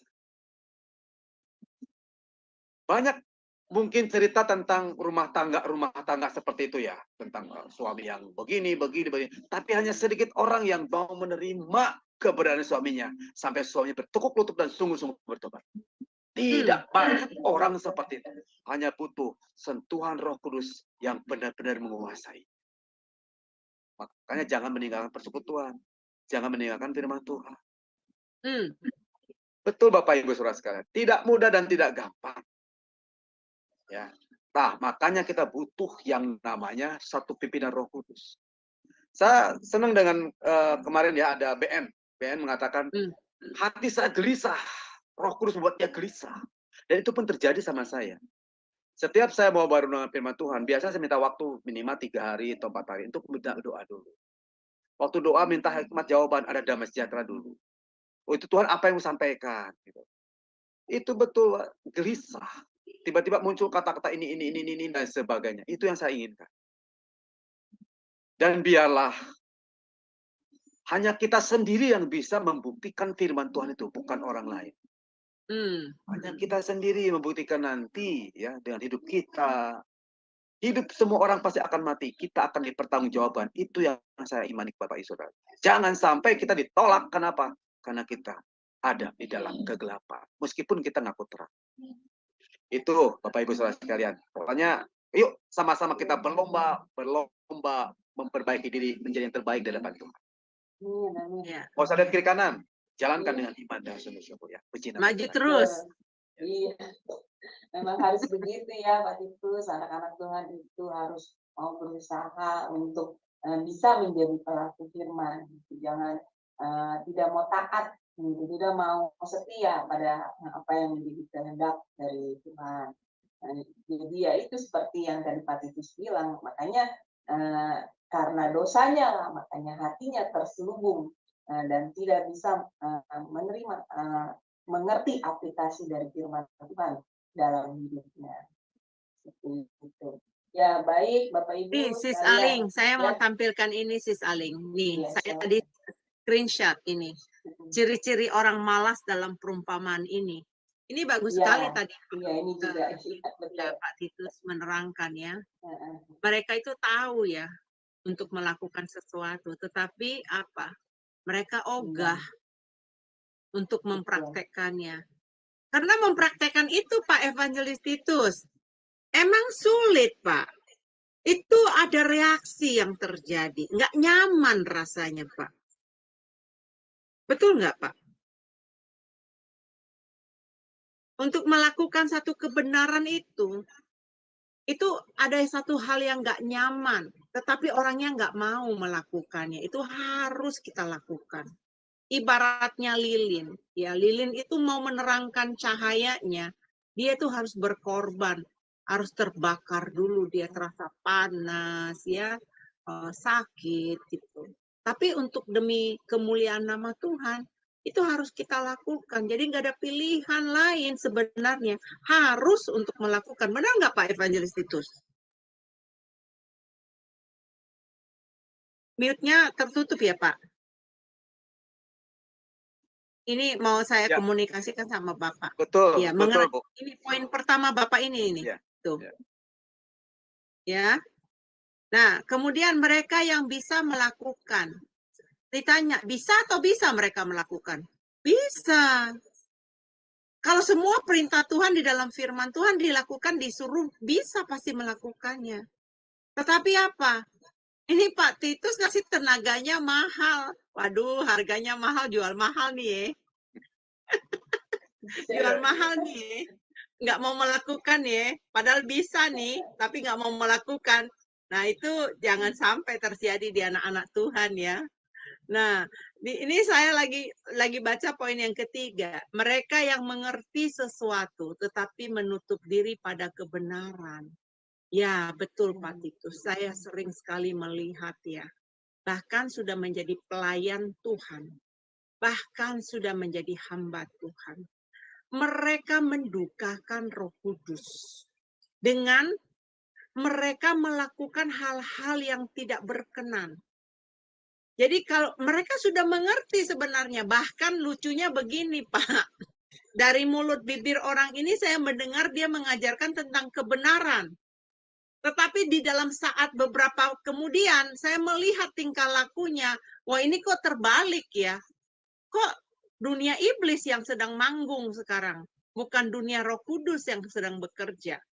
Nah ini saya berkata mereka mengerti sesuatu tetapi menutup diri. Nah bagaimana dengan menutup diri ini Pak? Coba dijelaskan. Mereka sudah tahu. Baru bawa renungan firman Pak. Baru selesai.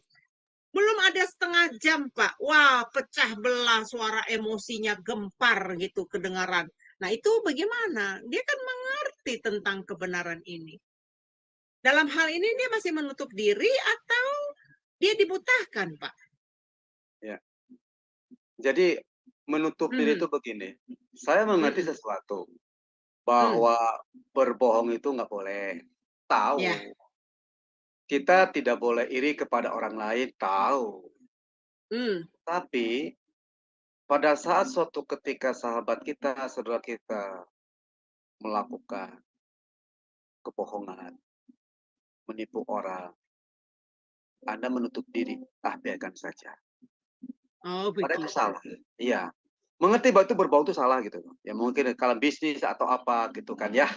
Atau di sebelah kita ngobrol, lu jangan bilang ya ada gini gitu. Ada teman saya datang, ya dia barusan saya keluar dari sini contohnya. Padahal enggak tahu itu kebenaran. Tapi karena sahabat ya sudahlah, apa-apa. Enggak ditegur, enggak apa. Tadi yang mempraktekkan juga sama Bu Gembala. Contoh, tahu bahwa saya harus mengasihi Tuhan. Suatu ketika Anda diberi berkat lebih. Apakah Anda mau berbagi? Kadang sedikit, nanti aja. Tahu melakukan sesuatu bagus itu. Ada banyak. Ada banyak, hanya makanya saya bilang tadi, saya pribadi gitu. Ada banyak ini sebenarnya kalau dipangkas luar biasa. Coba Bapak Ibu perhatikan tentang film eksperimen. eksperimen kehidupan ya. Itu semua Bapak Ibu, eksperimen kehidupan. Ini jawaban semua. Ada orang yang dibuat miskin, pura-pura miskin, Pak, lapar, tolong Pak, begitu ya. Ada orang kaya, maaf, punten. Termasuk di luar negeri gitu ya, ada eksperimen. Justru yang banyak menolong tuh orang-orang yang tidak mampu dan memang sederajat dengan mereka. Kemudian ditanya kenapa? Saya merasakan.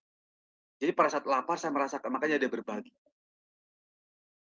Jadi dia lebih merasakan, lebih tahu, makanya dia mempraktekkan apa yang dia alami sendiri. Itu banyak sekali. Coba lihat ada eksperimen di luar negeri, ada pengemis begitu, pengemis dia pura-pura minta berapa, ya dia berikan tanpa itu. Benar ikhlas. Dan apa yang terjadi? Ada satu yang tidak diketahui, hanya dia ketahui. Ada banyak. Nah itulah kenyataan hidup zaman sekarang Bapak Ibu Saudara kalian. Makanya empati itu perlu. Seperti saya bilang tadi, waktu saya jadi kerja di farmasi, itu lihat orang sakit biasa kok, oh sakitnya. Saya kejar dokter kok yang sembuh. Kenapa? Ada suatu tujuannya itu bisnis itu. Oh sakit ya, Tuhan tolong ya sembuhkan, selesai. Tapi bagaimana kalau keluargamu sakit atau dirimu sakit? Ternyata sakit seperti ini. Itu yang kita akan rasakan. Makanya suatu ketika ada orang sakit, oh kenapa ngalamin. Ya. Saya pernah kesaksian hidup pendeta Awon Datu ya. Waktu jemaat yang meninggal, dia datang, sabar, Tuhan kuatkan. Sabar, Tuhan kuatkan. Suatu ketika anak Awon itu meninggal, dia teriak luar biasa. Dia benar-benar merasakan kehilangan. Itulah makanya kita butuh yang namanya empati, supaya kita bisa menjalankan apa yang dikatakan firman Tuhan. Itu, Bapak Ibu sekalian. Amin, amin. Pak, ini ciri-ciri orang malas dalam perumpamaan ini, yang poin keempat, ya. Mereka yang sanggup melakukan sesuatu, ya. Jadi setiap manusia diberikan porsinya itu masing-masing sama Tuhan. Ada yang multitasking ya Pak ya. Multi talenta ya Tuhan berikan kepada seseorang. Tetapi berat hati melakukannya. Ini saya bisa tambahkan ada orang itu pelit gitu loh Pak melakukannya. Perhitungan gini. Wah ini kerjaan saya sudah banyak, yang lain kok mana yang kerjanya? Ini bagaimana ini? Bagaimana ini?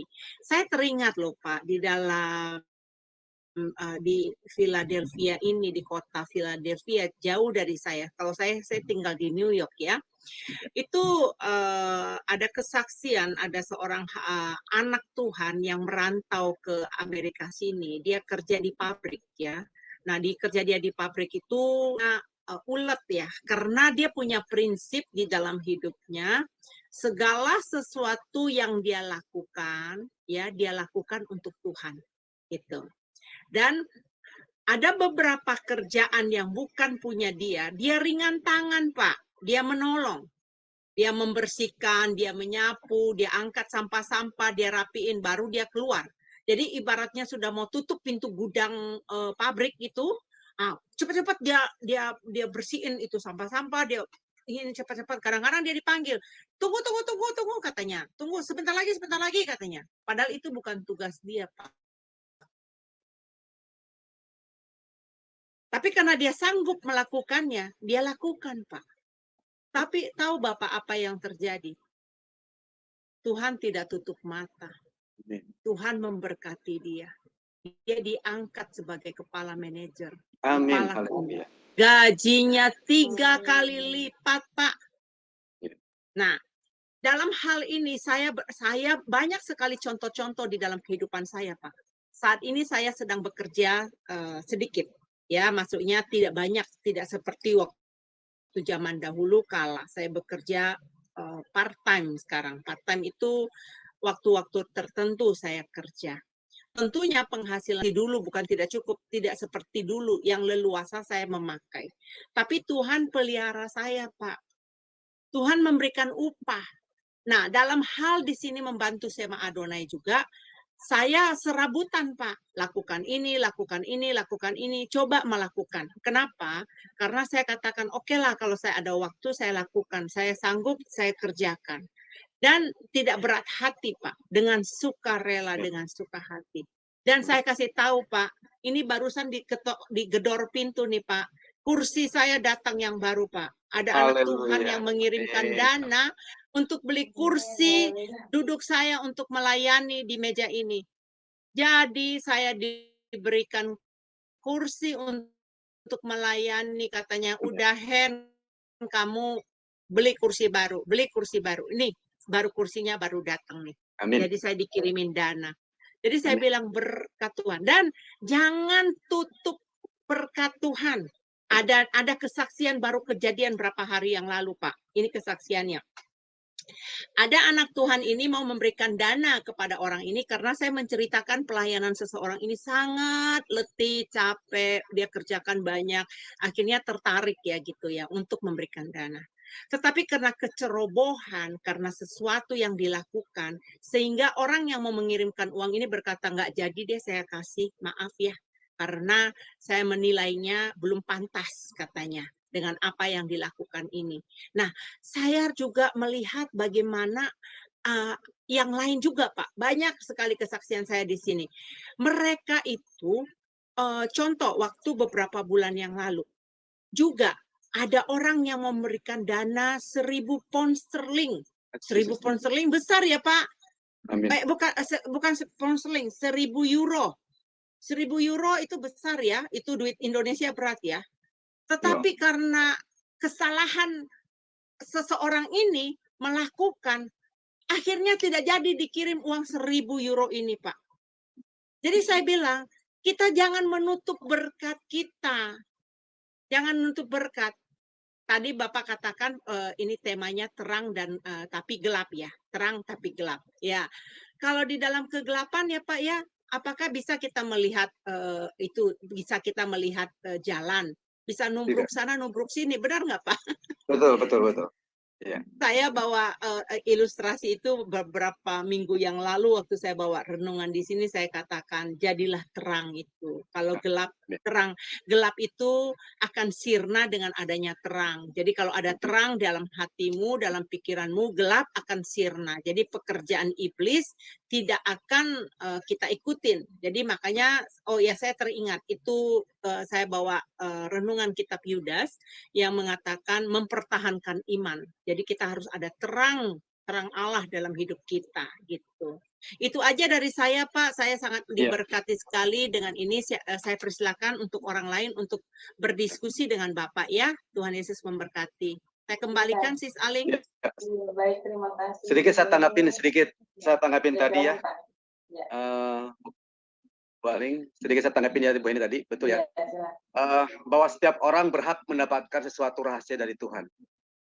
Jadi Bu Gembala tidak pernah terpikir akan mendapatkan A, B, dan C. Tadi seperti ayat 17.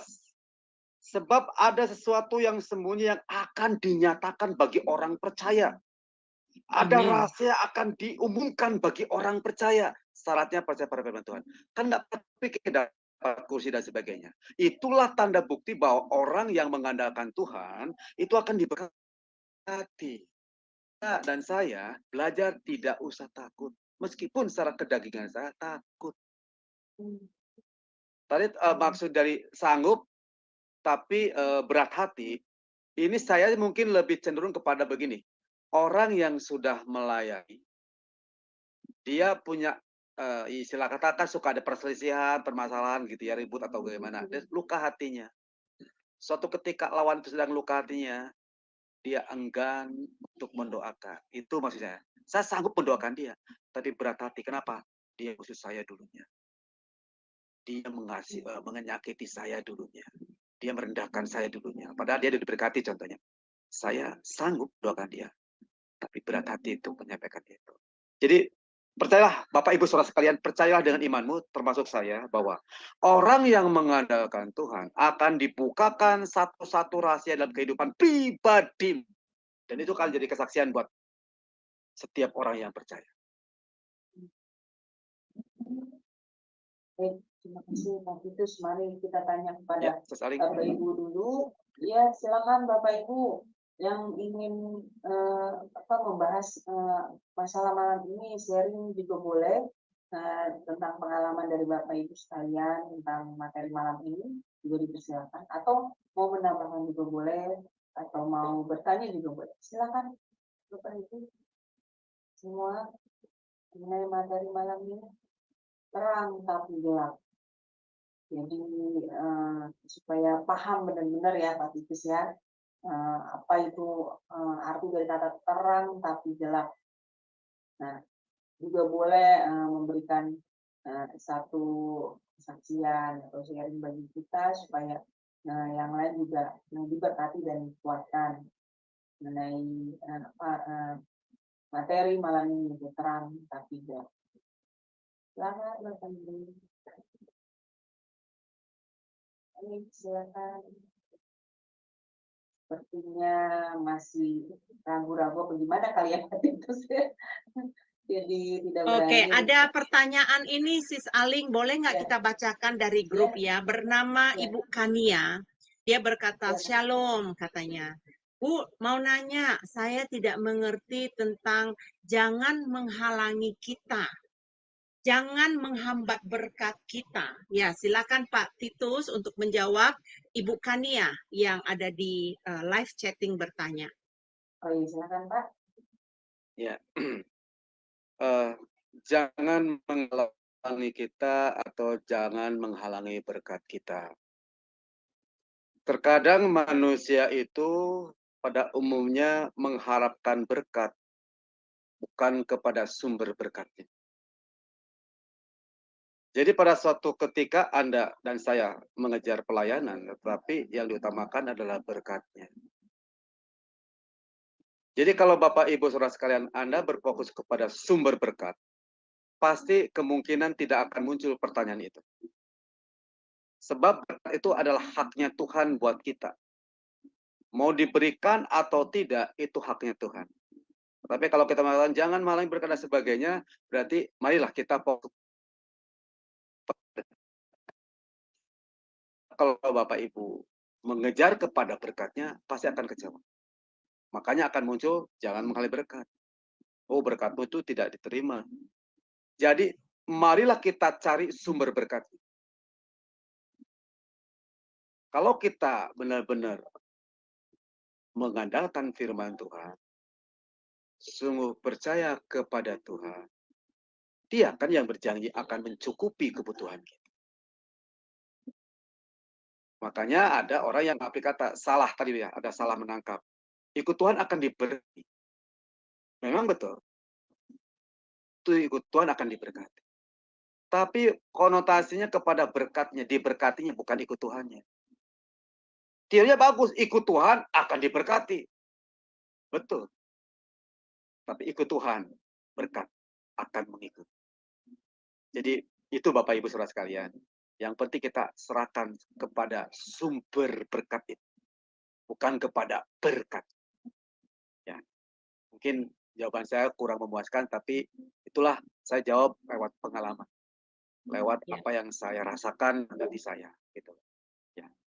Saya boleh nambahin ya, Pak Evangelia, untuk jangan menghalangi atau menghambat berkat kita itu, yaitu dengan perilaku kita, Ibu. Karena di dalam kitab Galatia itu, hendaknya kita mengikis semua perbuatan daging kita. Jangan ada lagi di dalam hidup kita. Yang harus kita hidupkan adalah itu buah-buah roh kita, kesabaran, penguasaan diri, ya, kasih, ya, apalagi itu banyak, ada 9 buah rasa dari buah roh itu, Bu. Jadi dengan kita menjadi pelaku firman, dengan sendirinya berkat Tuhan akan hadir dalam hidup kita. Tidak ada yang bisa menghalanginya, Bu. Tidak ada. Kalau kita sudah menjadi terang, ya, kita itu tadi kan temanya terang dan tapi gelap. Kalau kita sudah menjadi terang, kemanapun kita pergi, Bu, kita jadi terang. Cahaya kebenaran itu akan menyinari sekeliling kita. Tetapi kalau seandainya kita gelap, ya orang melihat kita jadi batu sandungan, Bu. Tidak ada berkat yang ada dalam hidup kita. Semoga jawaban ini dapat menjawab pertanyaan Bu Kania ya. Oke, Sis Aling, ada Pak Edi tuh, silakan. Nah, ya. Untuk Pak Edi, Suwito, silakan bertanya. Ya. Shalom. Ya, Shalom, saya mau mencoba bertanya. Misalkan kita ya diminta oleh seseorang untuk diajak ini pemahaman Alkitab. Tapi kan dari itu kan bagus ya, terang ya. Kita pemahaman Alkitab artinya orang itu ingin belajar firman Tuhan, lah kita diminta untuk melayani. Tapi karena kita tempat tinggalnya berjauhan, itu kan perlu biaya untuk mencapai rumah itu. Nah, kalau keuangan kita terbatas ya, itu apakah boleh kita kepada yang kita layani itu kita minta pengganti biaya perjalanan gitu, transportasi, karena ya pertimbangan kita dia mampu gitu. Tapi tadi nanti bisa ditafsirkan loh, ini kok hamba Tuhan kok bisnis cari uang gitu. Tapi kan karena memang kita butuh untuk ini ya, untuk biaya perjalanan gitu. Ya, terima kasih. Dan silakan Pak Titus untuk dijawab pertanyaannya. Mari. Ya. Pernah saya waktu itu akan acara ada orang kesaksian, dia sempat mati suri, kemudian waktu mati suri itu dia dibawa ke surga dan sebagainya. Kemudian ada satu gereja minta jadi kesaksian. Waktu minta kesaksian orang itu maaf kata seperti Bapak tadi, dia minta ganti bensin gitu ya. Kita ngerti ya maksudnya ganti bensin berapa gitu kan. Memang kita perlu hikmat ya Pak. Rasanya agak kurang etis kalau suatu ketika minta ini gitu Pak ya. Jadi akan berkesan bisnis gitu. Memang betul kita tidak punya uang atau bagaimana ya Pak, setuju ya. Jadi kalau kita itu mau membantu orang, menolong orang itu ada 3. Pertama, yuk kita bantu lewat dana. Pak, saya nggak punya dana. Oke, tidak apa-apa, jangan dipaksa. Yuk, kalau Anda tidak punya dana, bantulah dengan tenaga. Aduh, Pak, saya jarak jauh, capek dan sebagainya. Oke, enggak apa-apa. Jadi pertama dana Anda tidak bisa membantu, tenaga tidak bisa membantu. Yang terakhir, ayo, mari kita bantu dengan doa. Saya yakin dan percaya doa tidak butuh dana, doa tidak butuh tenaga, hanya bertukuk lutut. Kalau teman Bapak di sana, tentu kalau seandainya Bapak memberikan pemahaman Alkitab, kemudian dia tersentuh ya dengan berkat Tuhan, ya kita seikhlasnya. Saya pun maaf dikata, saya pun banyak pelayanan Pak, ada yang ngasih PK, ada yang tidak. Nggak apa-apa, dan tujuan saya bukan itu. Waktu saya tidak dapat PK, puji nama Tuhan. Sebab saya berpikirnya, saya melayani Tuhan. Dan pahala saya, berkat saya yang tidak akan pernah berkarat, itu ada di dalam kerajaan surga. Hati-hati kalau kita pelayanan sudah bermateri. Nggak mau. Kenapa? Kalau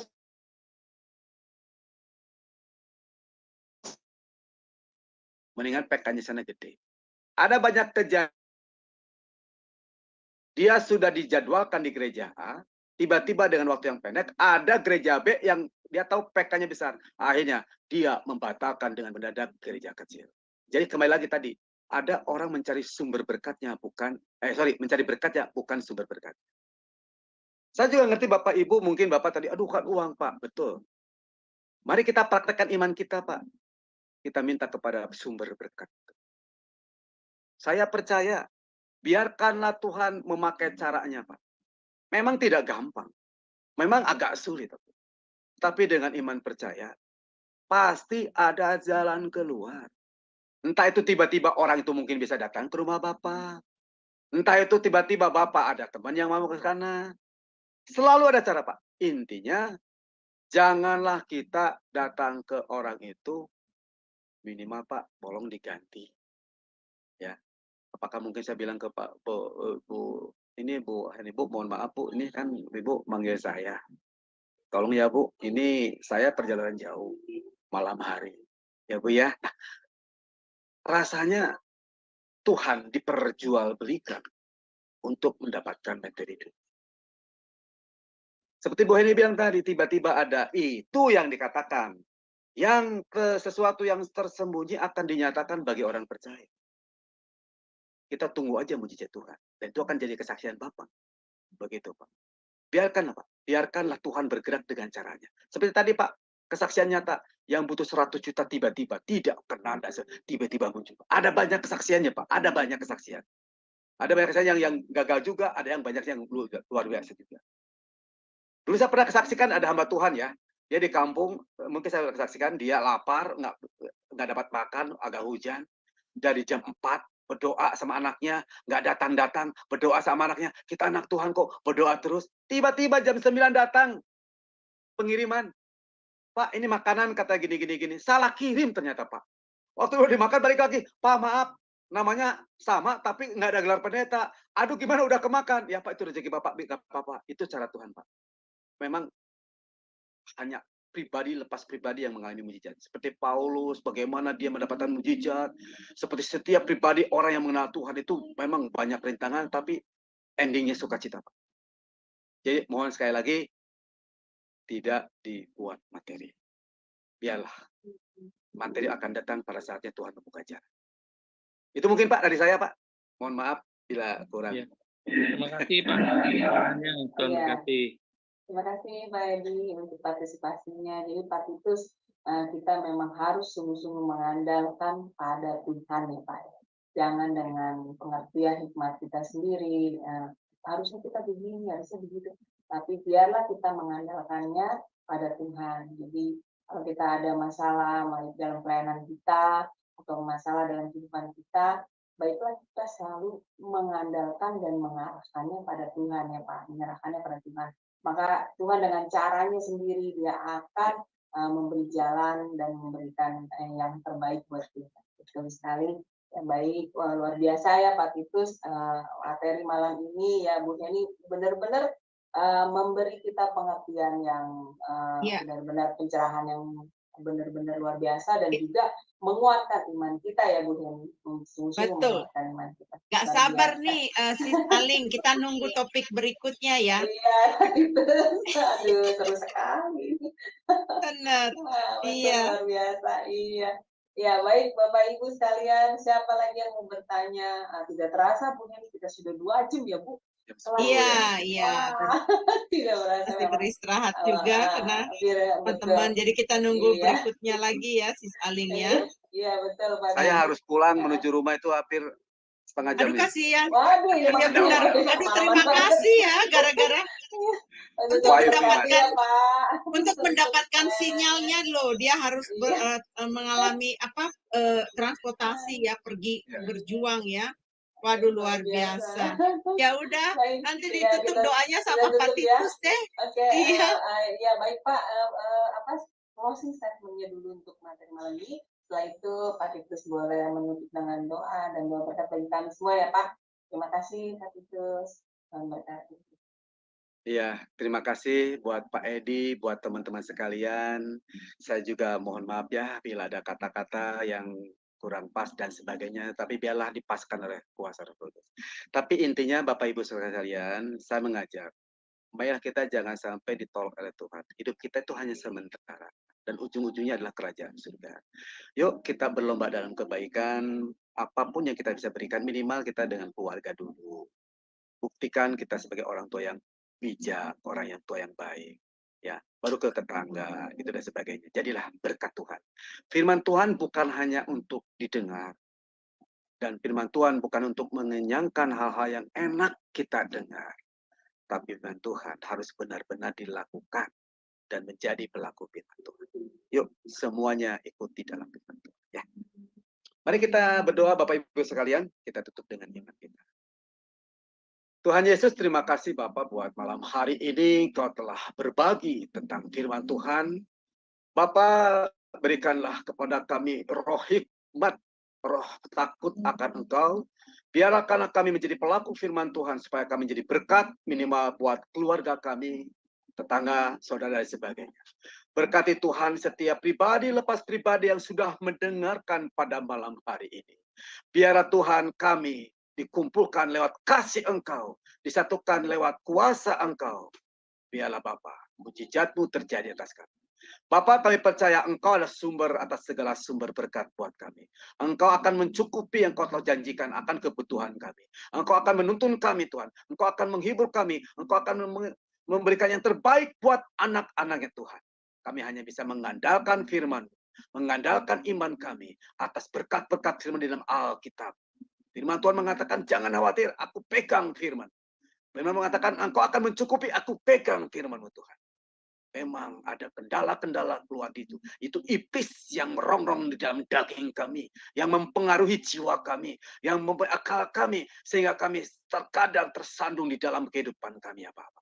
Roh Kudus terus membuat kami, memperhatikan kami, membuat kami kuat. Terima kasih Tuhan buat program ini. Kami serahkan orang-orang yang mendengarkan pada malam hari ini. Memberkatilah setiap pribadi berlepas pribadi. Menguatkan dan memberkati yang terbaik. Terima kasih Tuhan Yesus. Inilah doa ucapan syukur kami pada malam hari ini. Dan kami peralaskan hanya di dalam berkat nama Tuhan Yesus Kristus. Kami sudah berdoa dan mengucap syukur. Haleluya. Amin. Amin, puji Tuhan, luar biasa. Terima kasih Pak Titus untuk pelayanannya. Terima kasih Pak Titus Limpah dan Tuhan Bapak Ibu berkati. sekalian. Terima kasih untuk kehadirannya dan partisipasinya. Selamat beristirahat ya. Tuhan berkati. Shalom, shalom, shalom.